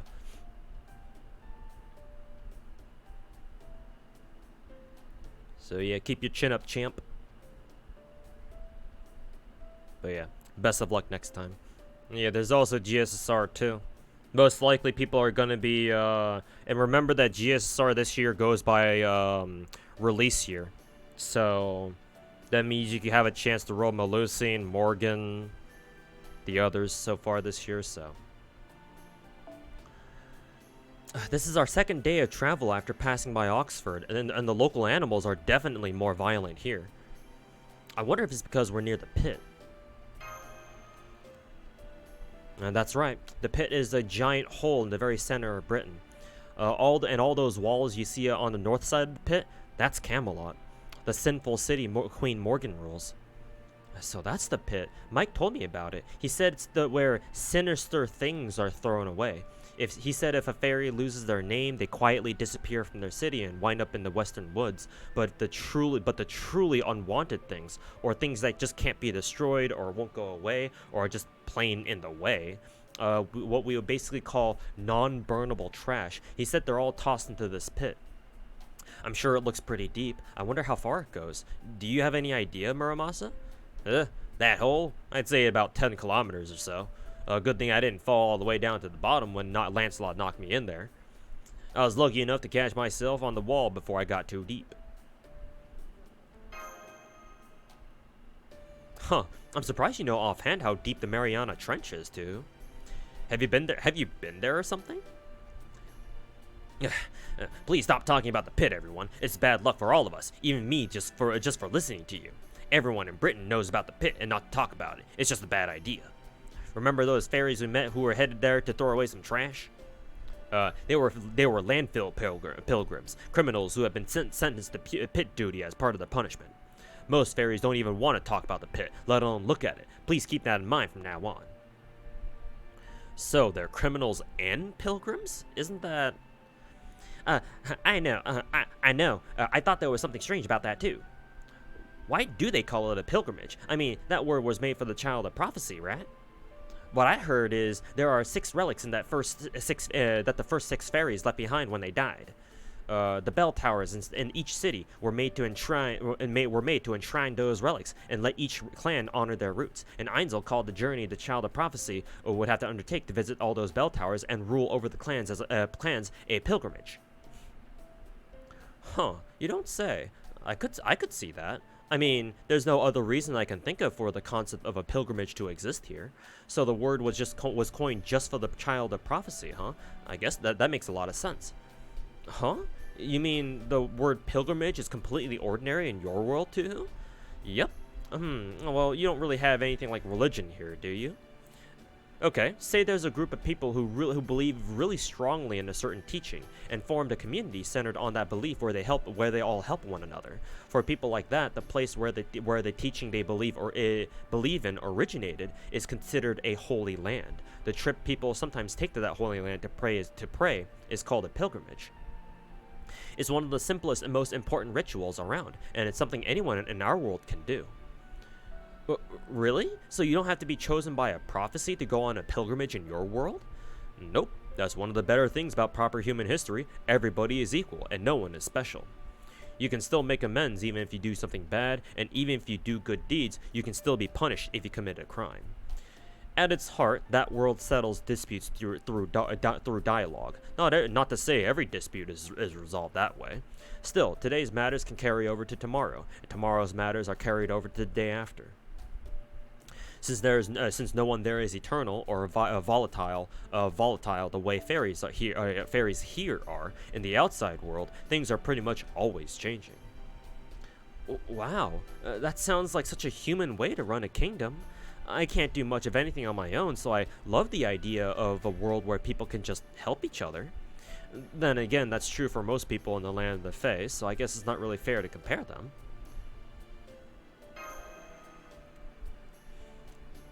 So, what about you two?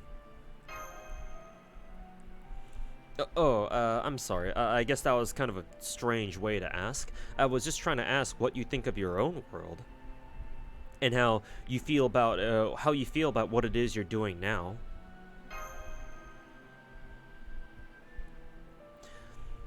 Oh, good.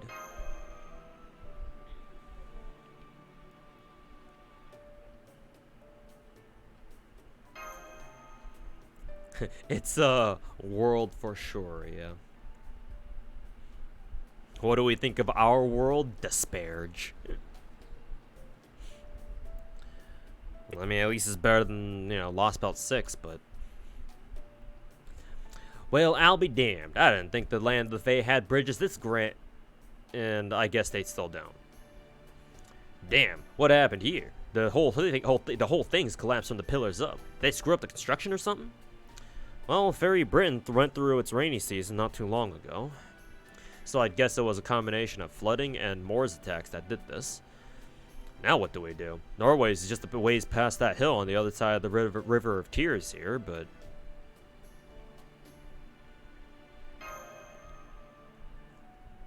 Of course not. Do you know why the ground exists in the first place? For the romance of it. Life's hardly worth living without romance. Even if I could fly, I'd still want to run along the ground. That's just the kind of horse I am. Right. I really don't get it, but I guess I can tell you have strong feelings about it. So I guess this is as far as the carriage goes, huh? Thank you for your service, then, Regia. Don't be ridiculous, dog ears. I'm come too far as to whose loyal steed to turn back now. I swore on the poem I've been writing along the way that I would stay by your side to this journey's end. I'd sooner defeat you all and go home alone than let you leave me behind here. That is how committed I am to this cause. Surely we can just swim across the river, right? Yeah, nothing bad's in the water, right? The River of Tears. Then this must be the Drakkai River. What's a Drakkai? I think I remembered some fairy by that name in proper human history too, but I can't place it. The Drakkai are night calls. Oh right, night calls are great fairies once known as the Holy Grail of water. Their most notable characteristic is their ability to summon the treasure you want more than anything. How's that saying go again? A picture is worth 1,000 words. Take a look over there and see for yourselves.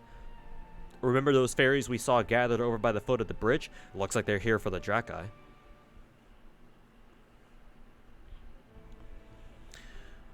Huh? You won't be able to make it back if you go in the river? Only because you guys are weak.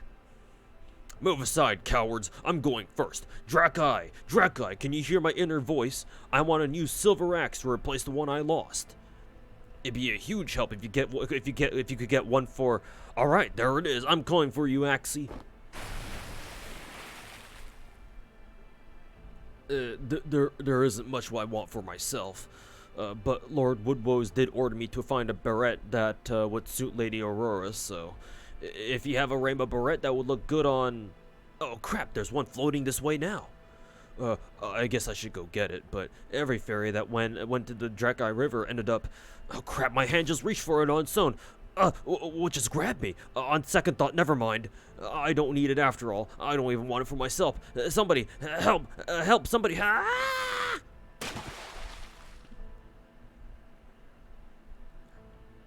Fails FGO Gacha. Excuse me, but would you all mind terribly if I left you here and went back home now? Shut up, horse ears. Nobody was talking to you. So, as you can see, the Drakkai are very dangerous night calls. They lure people in with something they want, then drag them into the river to drown them when they reach for their treasure. The Drakkai are basically a scale that weighs your desires against your life. This bridge was probably built as a defense against them. How's a bridge gonna defend against them?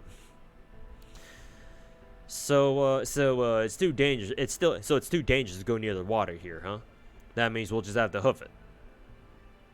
I can carry Tuhu and jump from the ruined bridge to the other side. How about you two, Artoria and Gareth? Think you can make the jump too? Don't be ridiculous, Muramasa. Do you have any idea how big that gap is? I can do it. I'd be happy to do it. I've always been a really strong jumper. Sure. Yeah, I can hop across those easy peasy. I mean, I am the child of prophecy. I can totally do that myself. I could probably make the jump too, but I'm not sure if it's a good idea. Is it even possible to cross this river like that, Oberon? Nope. The Drakkai will definitely float the treasure down the river while you jump across. If you catch even a tiny glimpse of it, you won't be able to resist diving for it. Oh, right. Guess I should have known fairy mystics would make it that easy. See, Muramasa, this is why you need to look before you leap, literally in this case. Yeah, we can make it out of the Drakkai's domain if we head upstream. We'll lose half a day or so, but that's better than, dying.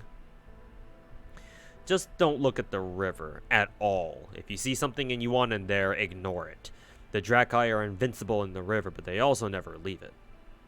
So as long as we keep our distance, they shouldn't be a problem. Treasure drifting down the river, huh? Hey, Oberon. Couldn't we cross the river here as long as we ignore anything that drifts down it? Nope, we couldn't. The Drakkai will just keep sending new treasures down the river as long as their magical energy lasts. Ignoring the treasure is essentially a battle of wills with the Drakkai, which isn't the best idea. Wait, that might that might work better. Sure, there are things we want, but nothing we'd be willing to die for. Besides, the thing we all want now more than anything is to save Norwich, right? There's nothing that Drakkai could offer us that could tempt us from that, so maybe we could... hey, I see something that's coming down the river. It's... hey, I see something that's coming down from the river. It's a life-size Artoria plushie. Smile. God damn it, Gareth. Oh, come on. Are we certain she's not a dog fairy? Well, I mean, she's close to it.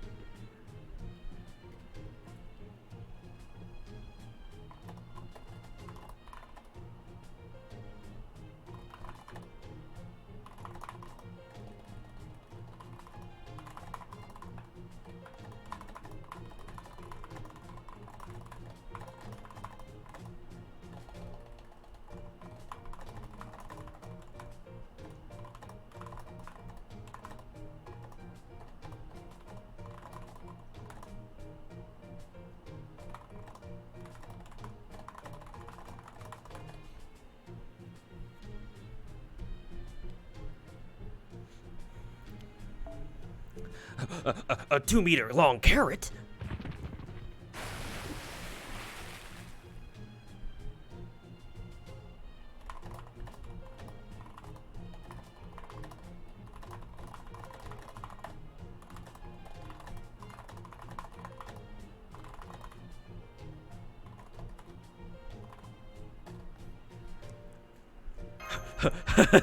No way! No way! A holy grail? No way!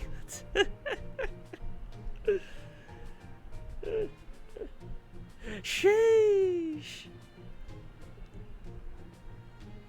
Yep, I'm seeing a holy grail floating along from upstream too. But so what? At this point, another holy grail or two is nothing to us. What do you mean, Da Vinci? We need all the grails. They'll have to do better than they'll have to do better than that to sway two who enter iron result. A whole crate of holy grails.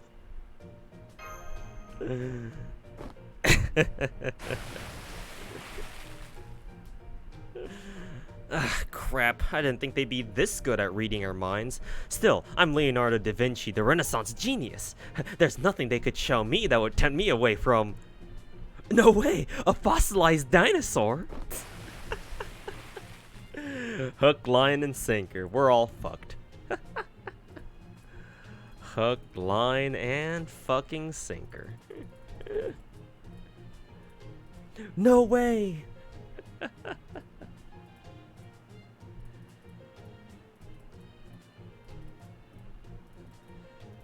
No way.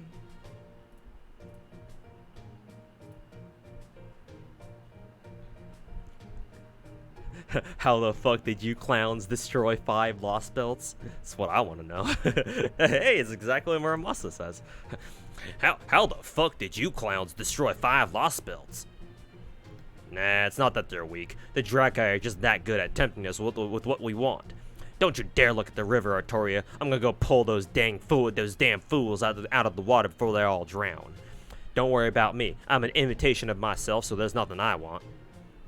Whoa, really, Muramasa? There's nothing in the whole world you want? Don't look at me, you idiot. Don't look at me, you idiot. The river's this way. Hey, Lazarus. Thanks for the raid, man. Hope you had a good stream today. Yeah, how did we destroy 5 lost belts? I can't believe we lost 5 people in just 1 minute. What do you make of this, Muramasa?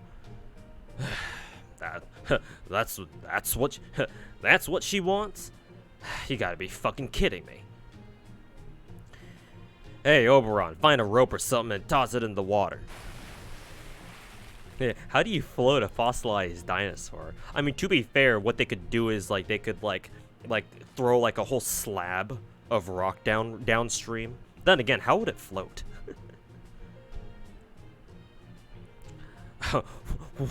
What? You think I'm just gonna find you a rope lying around? Ah, damn it! Now I looked at the river. Yay! I wonder what I'll get. Well, might as well. Woohoo! Fuck. What do you mean sold out?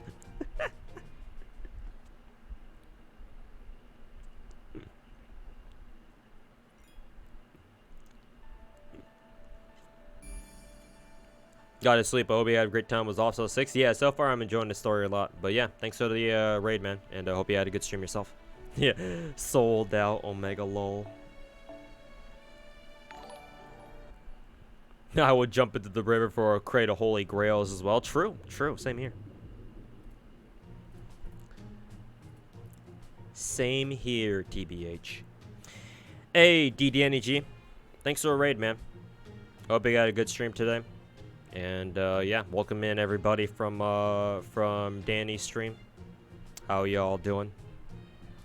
For those guys who are just coming in right now, I do want to give you guys a quick warning, quick PSA. I am reading through Lost Belt 6 right now.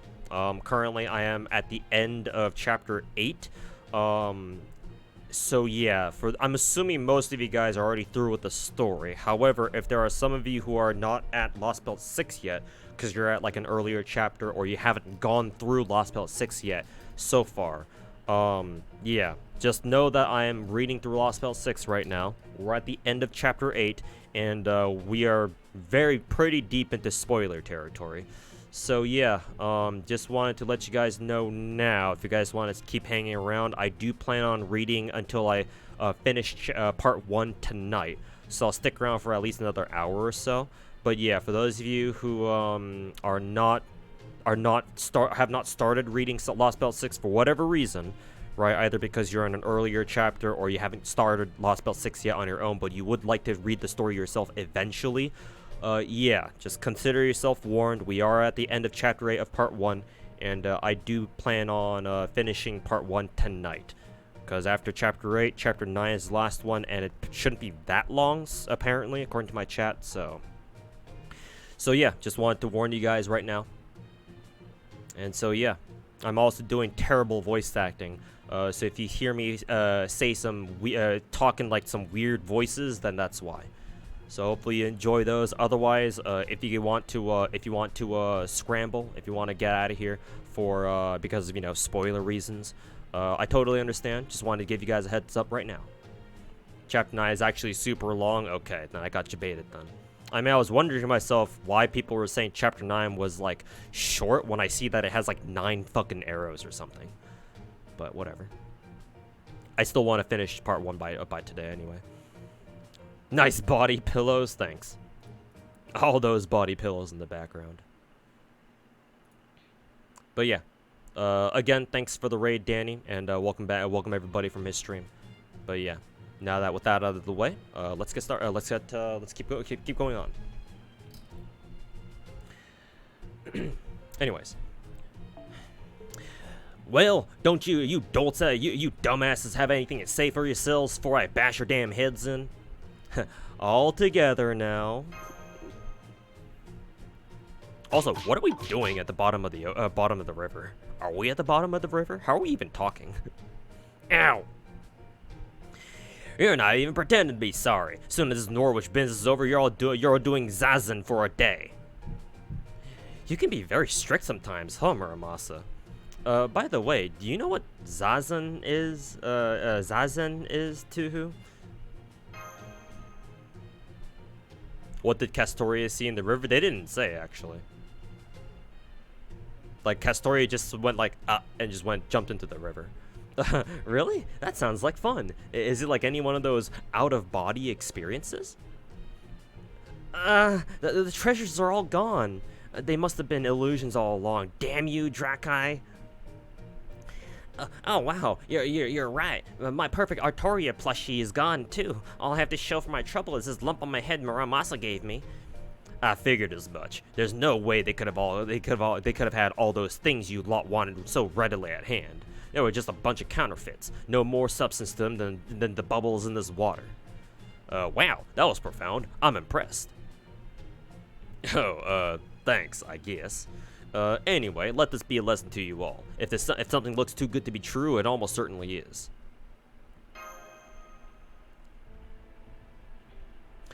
It looks like we're at the bottom of the river. I can't see the surface from here. It's safe to say we're in the Drakkai's Fey domain now, so I'm afraid it won't be as easy as swimming our way up and out of here. So we're gonna have to do something about these Drakkai fairies before we can leave, huh?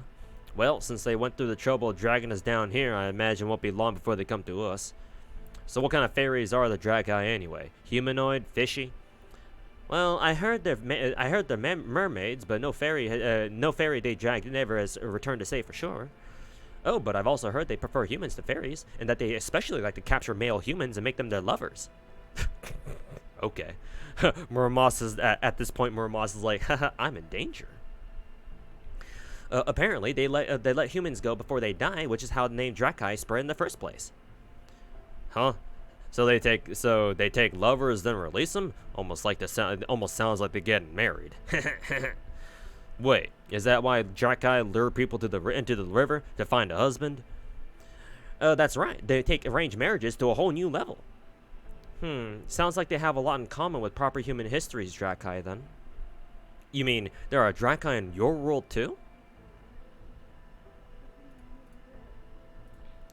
Yup. The legend is known all around Europe. It says they transform themselves into gold rings or saucers, float themselves down rivers, and pull any man who tries to pick them up down to the depths. But it's not so that they can make the men their lovers. It's so that they can. I want it. I want it. My purpose. Please, please, let me have. I've been looking forever, but I can't find anywhere in this world.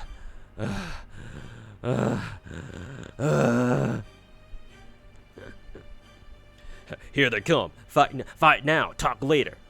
Don't take them lightly, Tuhu. From the looks of it, this is going to be a long battle. Yeah. Why did you stop halfway, Da Vinci? Finish your sentence.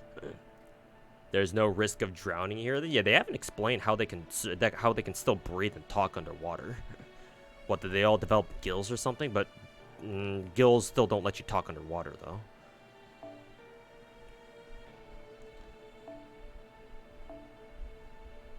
Stop moaning, Mr. 2. Hey, don't blame me. That story forced me to. Yeah.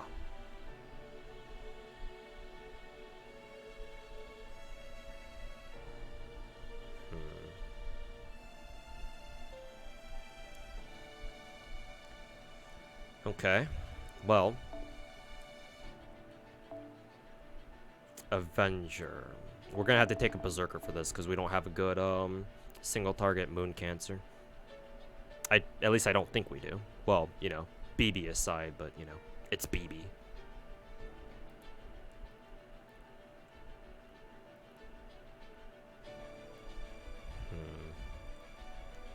And I think here we'll take Kucaster then.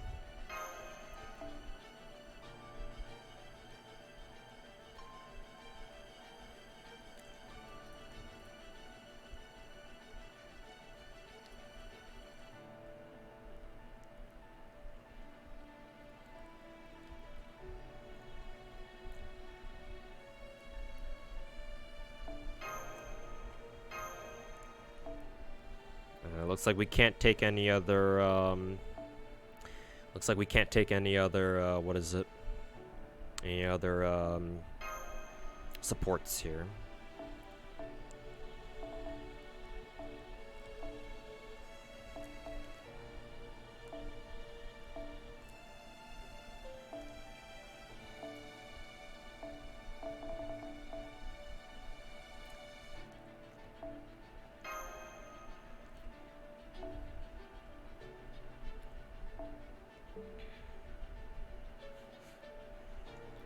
Alright, let's see if this will do it.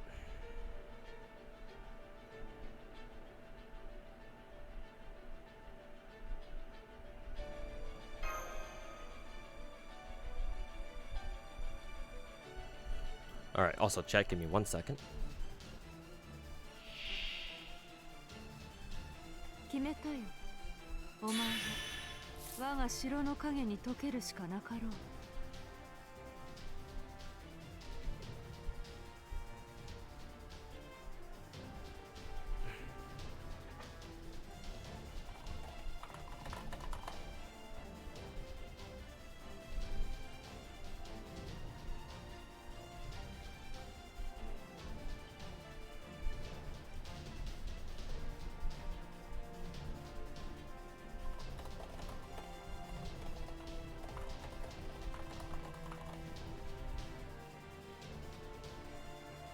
Actually, chat, I gotta go AFK real quick again. Give me 1 second.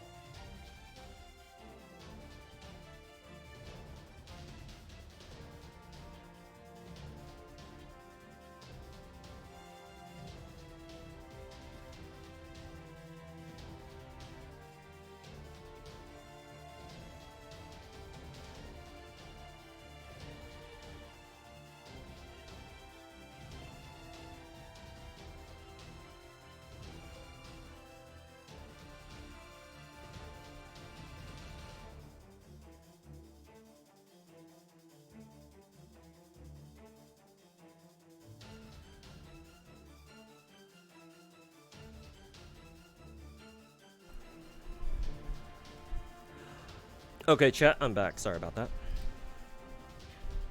What's your plan for this anniversary GSSR roll too? Oh, just roll the most recent one.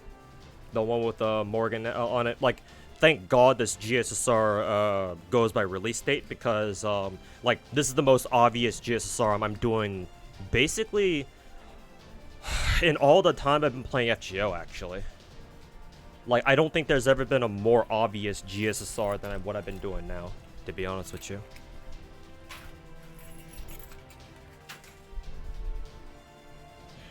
Welcome back, thank you. Sorry about that. But yeah, I'll be rolling on the most recent one because this GSSR should be split up into, what is it? Split up by year, release year. So yeah, makes it super easy for me because the last year is really the only one that I care about. So okay, anyways, let's get this over with real quick.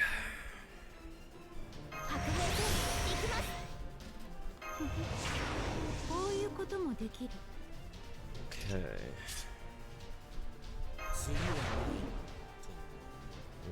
Actually, maybe I should have given Coup Alter Scotty's buff first, but it's whatever. See. I think I will stun you now. There we go. See, that's 300,000, 300,000. I will give the attack buff now. Yeah. And then, let's see, 50, 50.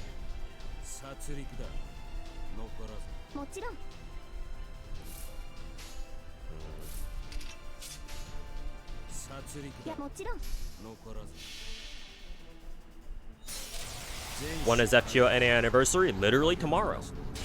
Or technically like 25 hours from now? 26 hours from now, technically?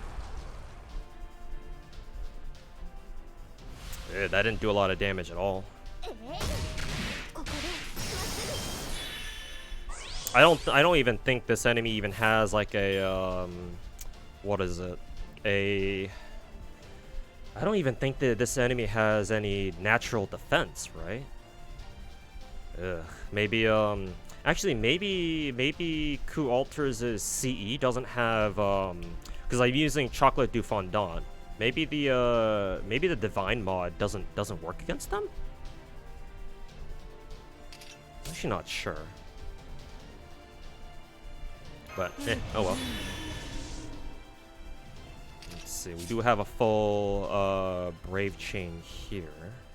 We could do this. We could actually do this. Something like that. Yeah. Let's see. Like this.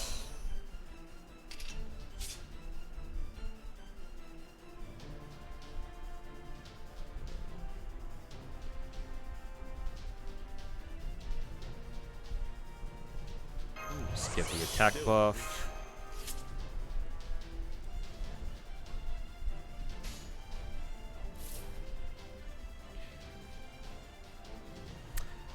Ideally, we give Castorius Arts buff to Coup Alter now, because that way, if he gets hit here, he'll have his evade stack safe. I'm just not even sure if he's even gonna be able to take 165k damage off of this enemy right now. Gotta go risk it though. Alter Ego though. If he hits if this enemy hits Castoria, she's fucked. Well, Waver too, I guess, but oh well, we're gonna have to risk it. Think you use Galatea here? Yeah, it doesn't sound Galatea doesn't sound like a bad option. Yeah, that wasn't enough, obviously.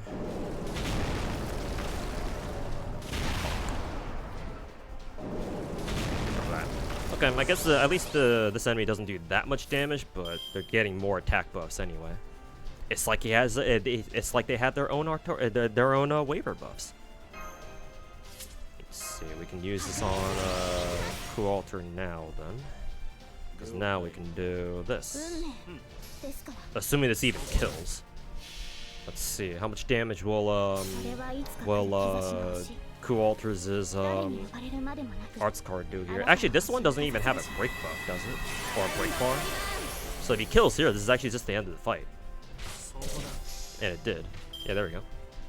Oh no, there's 2 fights to this. Thought that was the end. Oops.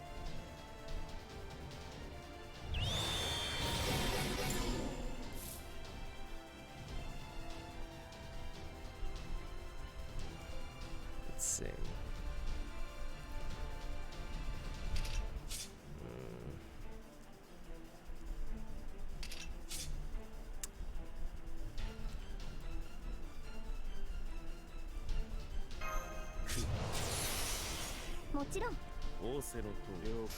Maybe we could do something like that. Nice, barely enough.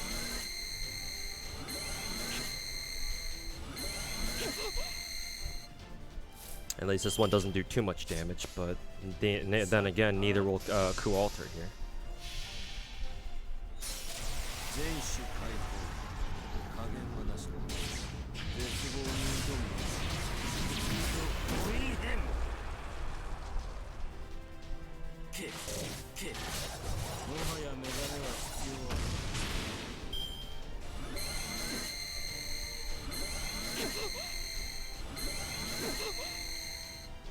You did the invincible comp with the Morgan Castoria Merlin. Nice. Let's see. I'll pop Coup Alter's guts here just in case. Let's see. Skills to start coming back. That much. I think it should be worth going for Arch Chain here. Yeah. We need to try to get Coup Alter his next ultimate here. Or his ultimate? Am I playing Star Rail? His next NP here. Ow, that hurts. Oh, that's a crit.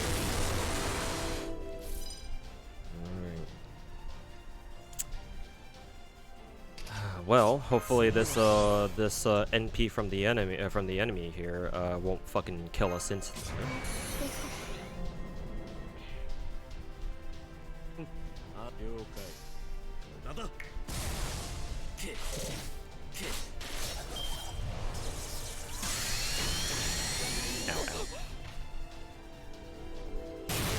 Later, Waver. See ya.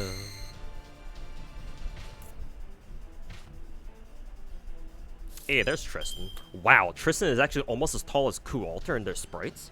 Well, then again, Coup Alter isn't like exactly standing up tall, so I guess that's understandable.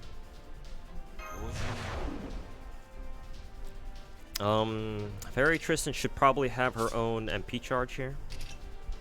Let's see, Fae Vampirism, maybe that's it. Like MP seal, skill seal, increase gauge. Okay, so she has 2 charge skills, alright. Let's see. Apply invincible, apply evade, okay.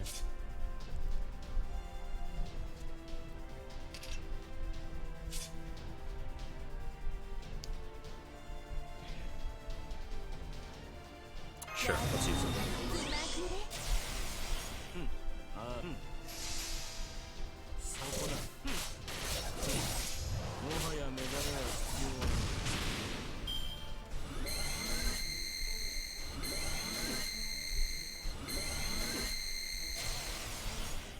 There's my guts.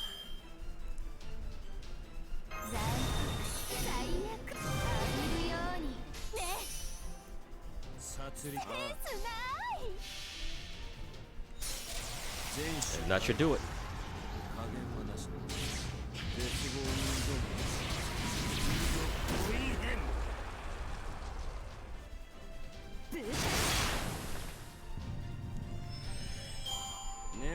Also, wasn't that enemy type from Olympus actually? What's it doing here? Scales of Fantasy. Nom, nom, nom, nom, nom, nom. Give me all the scales of fantasy. It's nowhere. Nowhere. Why? Why? I don't know what I want. I don't know. I don't know, but I dream of it. I dream of my treasure. I dream of my love, of my baby. Rip Bozo. Thanos snapped out of the universe. The Drakkai has dispersed, but what's a baby? Do you know, Artaria? No, I've never heard of a baby before. Baby. Do you know where babies come from, Artaria? Me neither. I wonder what it could be. I mean, why are we asking them this? I mean, we already know that people are born differently here, so they don't know what a baby is. Yeah, no, of course not.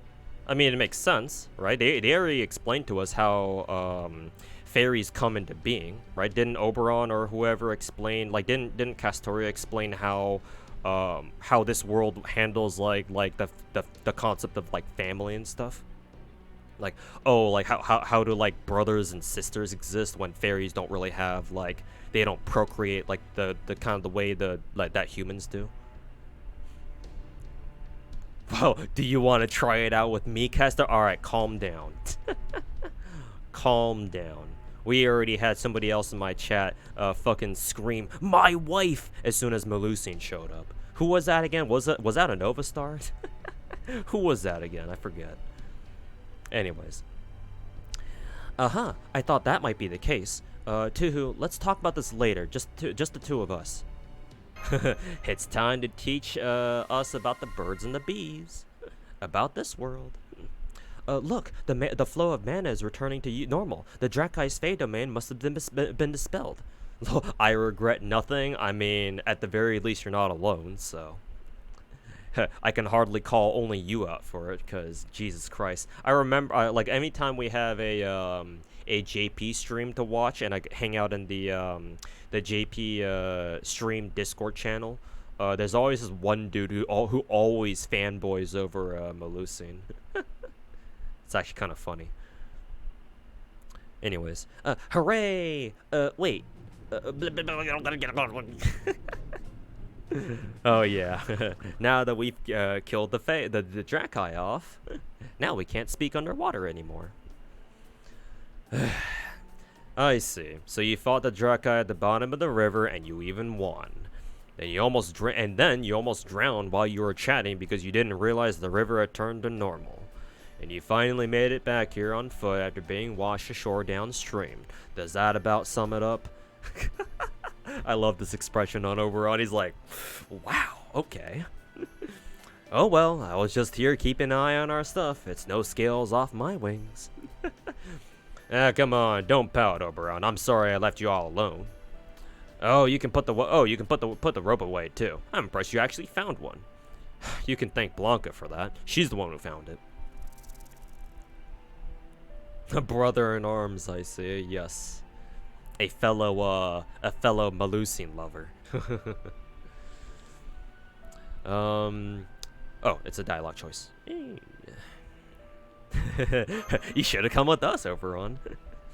No, that's okay. I'm not too fond of the water. Thank goodness the Drakkai were all sold out. Anyway, now that we don't have to worry about the Drakkai anymore, we can cross the river no problem. Rage a bit, head upstream until you find a bridge, then wait for us outside Norwich. Don't worry, you stand out so much that we don't have any trouble finding you. I guess that is the only option, isn't it? I'm sorry I can't provide you with a pleasant carriage ride the rest of the way. Okay, I promise I'll catch up to you all at Norwich in 2 days. One, if I don't take any carrot breaks. Take care until then, everyone, and please don't fall for another Fey horse while I'm gone. Okay, well, we should get across the river now before the sun sets. We can make camp on the other side and rest until morning. Don't worry, there's no need to rush anymore. At this point, Norwich is so close we can almost taste it. We'll be right on time for our date with Destiny, just as planned. Let's see, I think there's one more arrow for Chapter 8, if I'm not mistaken. Yeah, there should be one more arrow here, yeah. I kind of wonder why, what is it? I kind of wonder why some arrows here cost like only 5 AP and other ones cost like 24. Maybe there's like a pattern to them. Maybe the ones that only cost like 5 AP don't let us take our own servants or something. or like they're like technically limited formations, whatever that means. Whatever the fuck that means. Anyways, let's get this over with. Let's see. Assassins. These guys are kind of beefy on wave 1. Unseelie Cart? What are these guys? they're literally all Edward Teaches Omega lol. Alright, we'll bring Cleopatra then here. Let's give her aerial drive. Next one is single target.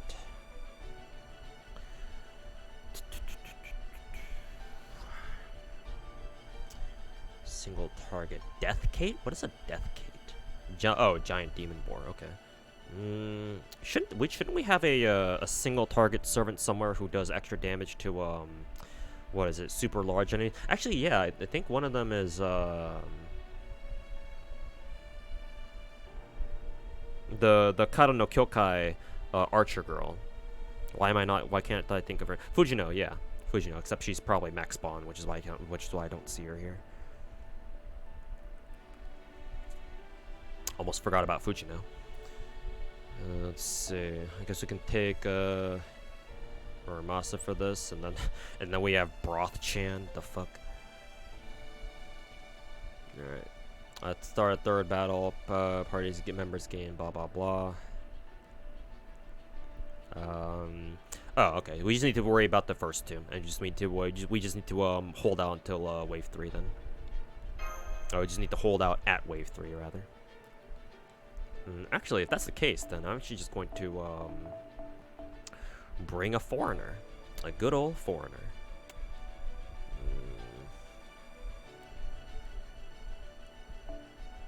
And we can bring Summer Abbey, I guess.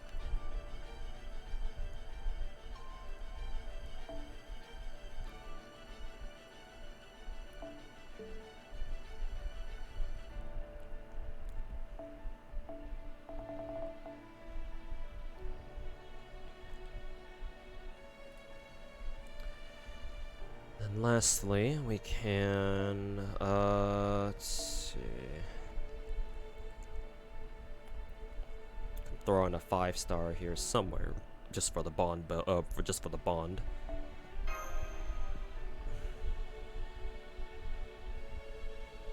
Yep, just the usual. Yeah, Fujino. Yeah. Oh, I guess David also counts too. Yeah, you guys are right. May I have some quartz, sir? Please, please, sir. May I have some quartz? Please.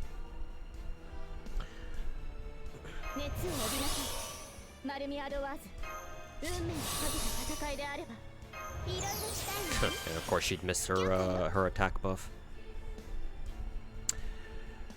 Oh, how natural. Naturally. I think here I'm gonna give the attack buff to Cleo just in case she needs it. I'll do that.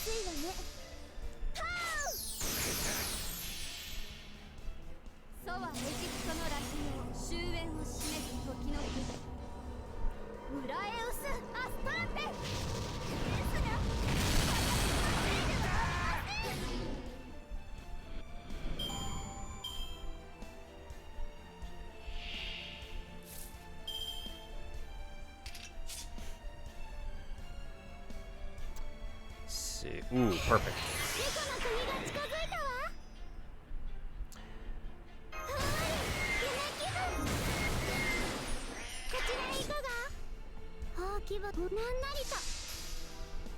Perfect.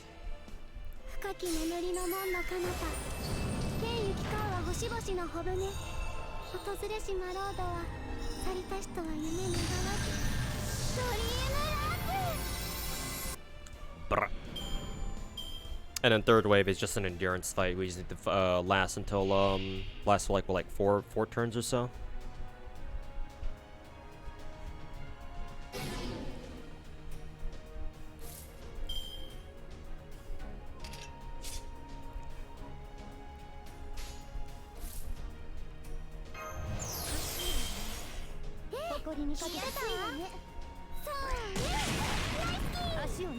Did Abigail's cat just smack a volleyball or something? What the hell did I just see?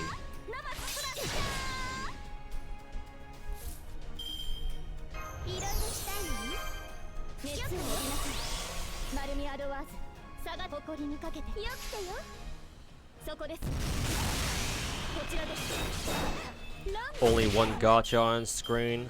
Whack. You good, man? Yeah, no need for me to, I was only planning on doing Audiobook Simulator today, so yeah, no multi-gacha degeneracy for today.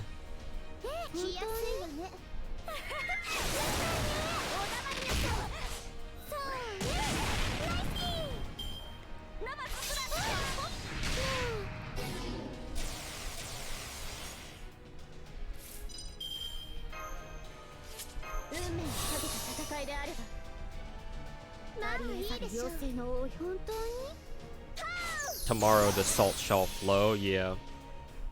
Now that it's hit midnight just now.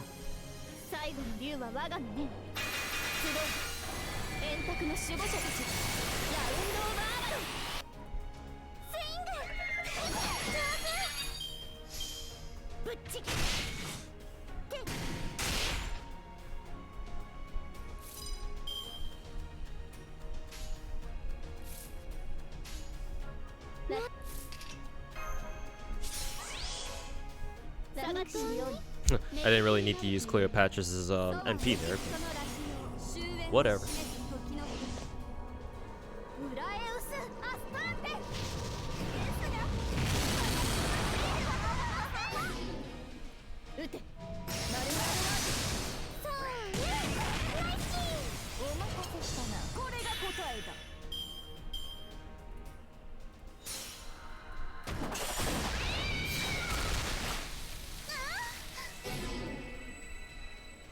It's kind of weird hearing what is it? Hearing Tamakat's MP without her voice in it.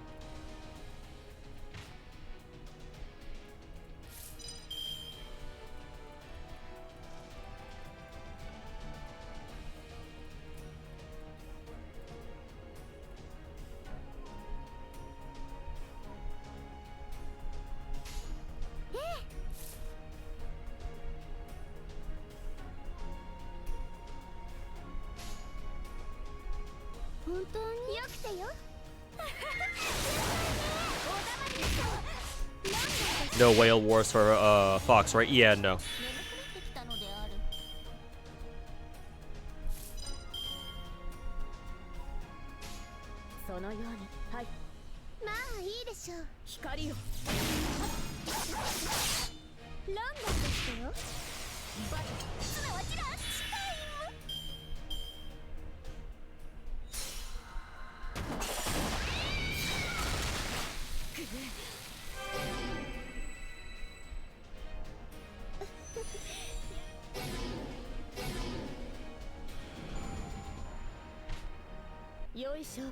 Okay, and that should do it.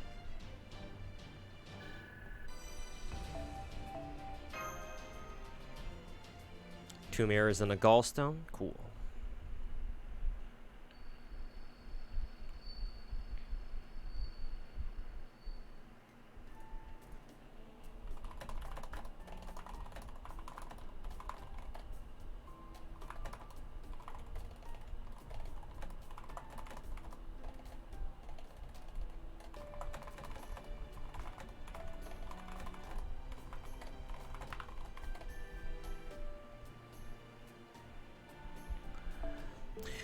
That was quite the fearsome foe, wasn't it? And this bread is really yummy. I never used to think of eating as important before, but I thought I'd try it for myself after seeing Artoria enjoying food so much. So now I can't stop. Well, now that you mention it, you do eat a lot for a Wind Clan fairy, don't you, Artoria? Usually it's the Fang Clan that live for food. Are you actually a Fang fairy? No, I'm just a low-class fairy. I don't even belong to any of the 6 clans. I only got in the habit of eating because the people of Tintagle Village would always give me food. Tintagle Village? Then the rumors are true. You really did survive Woodrose's Child of Prophecy hunt. Well, I don't know if I'd say survived. so much as barely escaped thanks to barely managed to escape thanks to Merlin's magecraft. I didn't really do anything at all that spectacular. The whole thing's kind of become exaggerated as time goes on. By the way, Gareth, do you know why restaurants first became popular here in Britain? Mirrors are always welcome? Yeah, true. Even though I'm good for the rest of the year, it's always nice to have them. Just in case. Come to think of it, no, I don't. Going to a restaurant was never an option for me, so... They're not just places to eat. They're also a way for the Fang clan to keep their violent impulses in check. Woodrose made a big speech once about how, now that the Fang clan served the queen as their army, their lack of manners was unbecoming. So he said that he would give them a proper education and teach them to satiate their desires with meals. At some point, that first restaurant he started blew up into a major chain. And now, owning a restaurant is considered one of the hallmarks of success here in the land of the Fae. So the reason Woodrose is so particular about etiquette is because, about etiquette and dressing like humans is, it's all to cover up his own violent nature.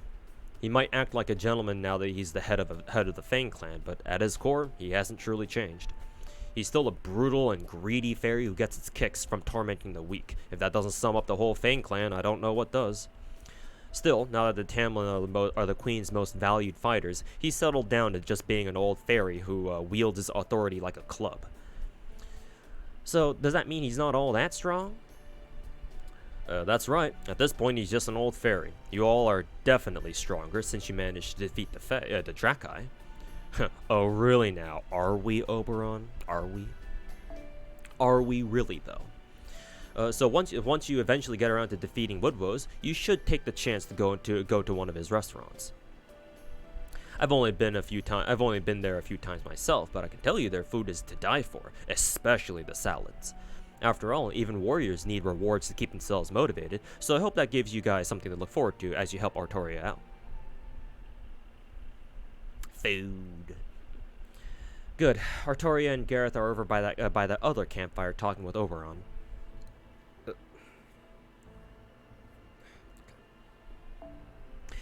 So, as you can probably guess, the reason I'm talking to you over here is because I'd rather they not hear what I'm about to say. Although... What? Is there a problem with me being here? I'm technically a proper human history servant too, you know. Oh, alright. Maybe it's better if you hear this too, Muramasa. So, getting back to where we left off in our discussion of the Drakkai from proper human history, the reason they drag men into rivers in our world isn't because they want husbands, it's because they want a mate. If they come across a woman instead, they make her serve as their child's wet nurse, pretty much. And that means... Basically, yes, but the Drakkai here in Fairy Britain can't have children, even though they drag countless men down to their doom. Do you know why that is? Da Vinci time. Looks that way, but the problem goes even deeper. We've seen that fairies here basically just imitate human society. So we can assume that the two species' way of life are fundamentally the same. If fairy society doesn't have something, that'll be because it doesn't exist in human society either. And that means humans in Fairy Britain have no natural means of reproduction. There's no concept of childbirth here. I had a feeling something was off when we learned that they only have predecessors and successors here instead of parents and children, but now I'm pretty certain. Wait, hold up. I get that fairies spring up on their own. They've always been like extensions of nature. But how the hell are humans born if they can't even reproduce on their own here? Don't tell me they just kind of spring into existence on their own too. No. Here, humans are produced. I don't know if it involves some kind of artificial insemination system or if they're manufactured like homunculi. But however they're made, they're produced, raised, and shipped out as individuals with nothing in the way of parents or siblings. I'm sure they still have things like marriage, like, you know, husbands and wives. But even if two humans get married, they'll never be able to produce their own descendants. So that's what human life is like here in Fairy Britain, it seems. That emote, yeah, because Moon sub. Moon has some interesting emotes.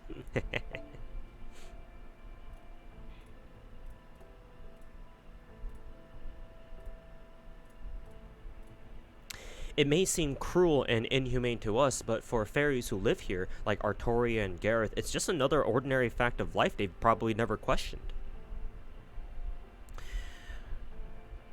I wonder if this fact will have any impact on the lore. Surely not, right? And at this point, I have no way of telling why things turned out that way here, but I didn't want to tell you all while Artoria and Gareth were around in case it came as a shock to you and made things awkward around them. That's why I decided to keep this information just among us.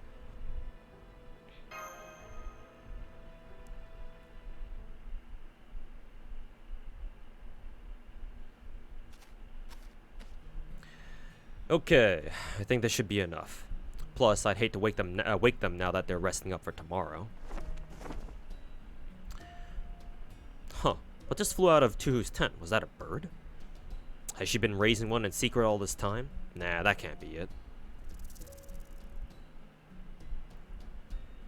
Oh, hi, Blanca. Sorry about that. How are things in Norwich? Does it look like the calamity will start tomorrow? Still no sign, huh? Then we should be just in time. Looks like there really is no changing Einzel's prediction after all. On the other hand, it's also plausible that disaster won't befall Norwich until the child of prophecy goes there, huh? Once Artoria arrives, Norwich will be destroyed. I knew that, and I brought her here anyway. Artoria will dispel the calamity and live with the responsibility for Norwich's destruction. What a cowardly, devious guide I am. I can't even help them prepare for what they're about to go through. But they have to get through this, or nothing will ever change. After all, the prophecy is clear that the first bell is to be rung in the pilgrimage. In the pilgrimage is Norwich's. Okay, thanks, Blanca. Why don't you rest up too? You must be exhausted. No, I'm not going to tell them it's impossible to save Norwich. Tuhu doesn't need that on her shoulders. Better I carry the extra baggage than burden her with it. Don't worry about it too much, Blanca. This is all in line with the prophecy. Besides, it looks like we still have a whole day until the calamity begins, right? Both Tuhu and Artoria will need some positive memories before it all starts. Before the disparage. So tomorrow they'll relax and enjoy everything Norwich has to offer. The next day the fighting will commence. How long is it until the axe panel again? From right now, 19 hours. Technically less than 19 hours, so if you were to round down the hours, so assuming right now is midnight, midnight is my time here in Pacific, and PST. So since right now is midnight, it is 19 hours from now, 12 hours and then 7 ahead, so yeah, 19 hours from now, or 7 p.m. Pacific Standard Time. At least that's how it should be, unless they fucking reschedule it like they oftentimes do. But they shouldn't have to reschedule like a big panel like FGOs. They should never have to do that. I don't think they've ever done that before. So yeah, I don't think we need to worry about them like switching up the schedule on us. So yeah, tomorrow at 7. So in other words, 19 hours from now, or a little less than 19 hours from now. We still need to figure out where they're gonna stream it though. If they're streaming it at all. I assume they will be, but we gotta find where they're gonna stream it at. Either the Anime Expo official like Twitch channel or something, because I know they have stuff being streamed there. Yeah, it's probably the Anime Expo's own channel, not who is it? Not Aniplex's. So I guess we'll let you know until then. I should be restreaming that. If we can't restream that, I'll still be streaming it anyway. Just so that you can, just doing like a React Andy thing without the actual stream itself. Anyways, ooh, small bells. Small bells. Seems like a good bloke, this moth guy, not wanting to cause trouble for anyone else, right? Yeah, surely Oberon can't be a bad guy, right? Surely. Oh god, I think that's the most amount of arrows I've seen in any story quest ever. Fucking 9 whole arrows. Fuck this chapter, dude. Many thanks. Yeah, no problem. Hopefully they give us some good stuff there, like mighty chain and whatever other quality of life stat JP might have right now. Yeah, Mothman surely is still trustworthy, right?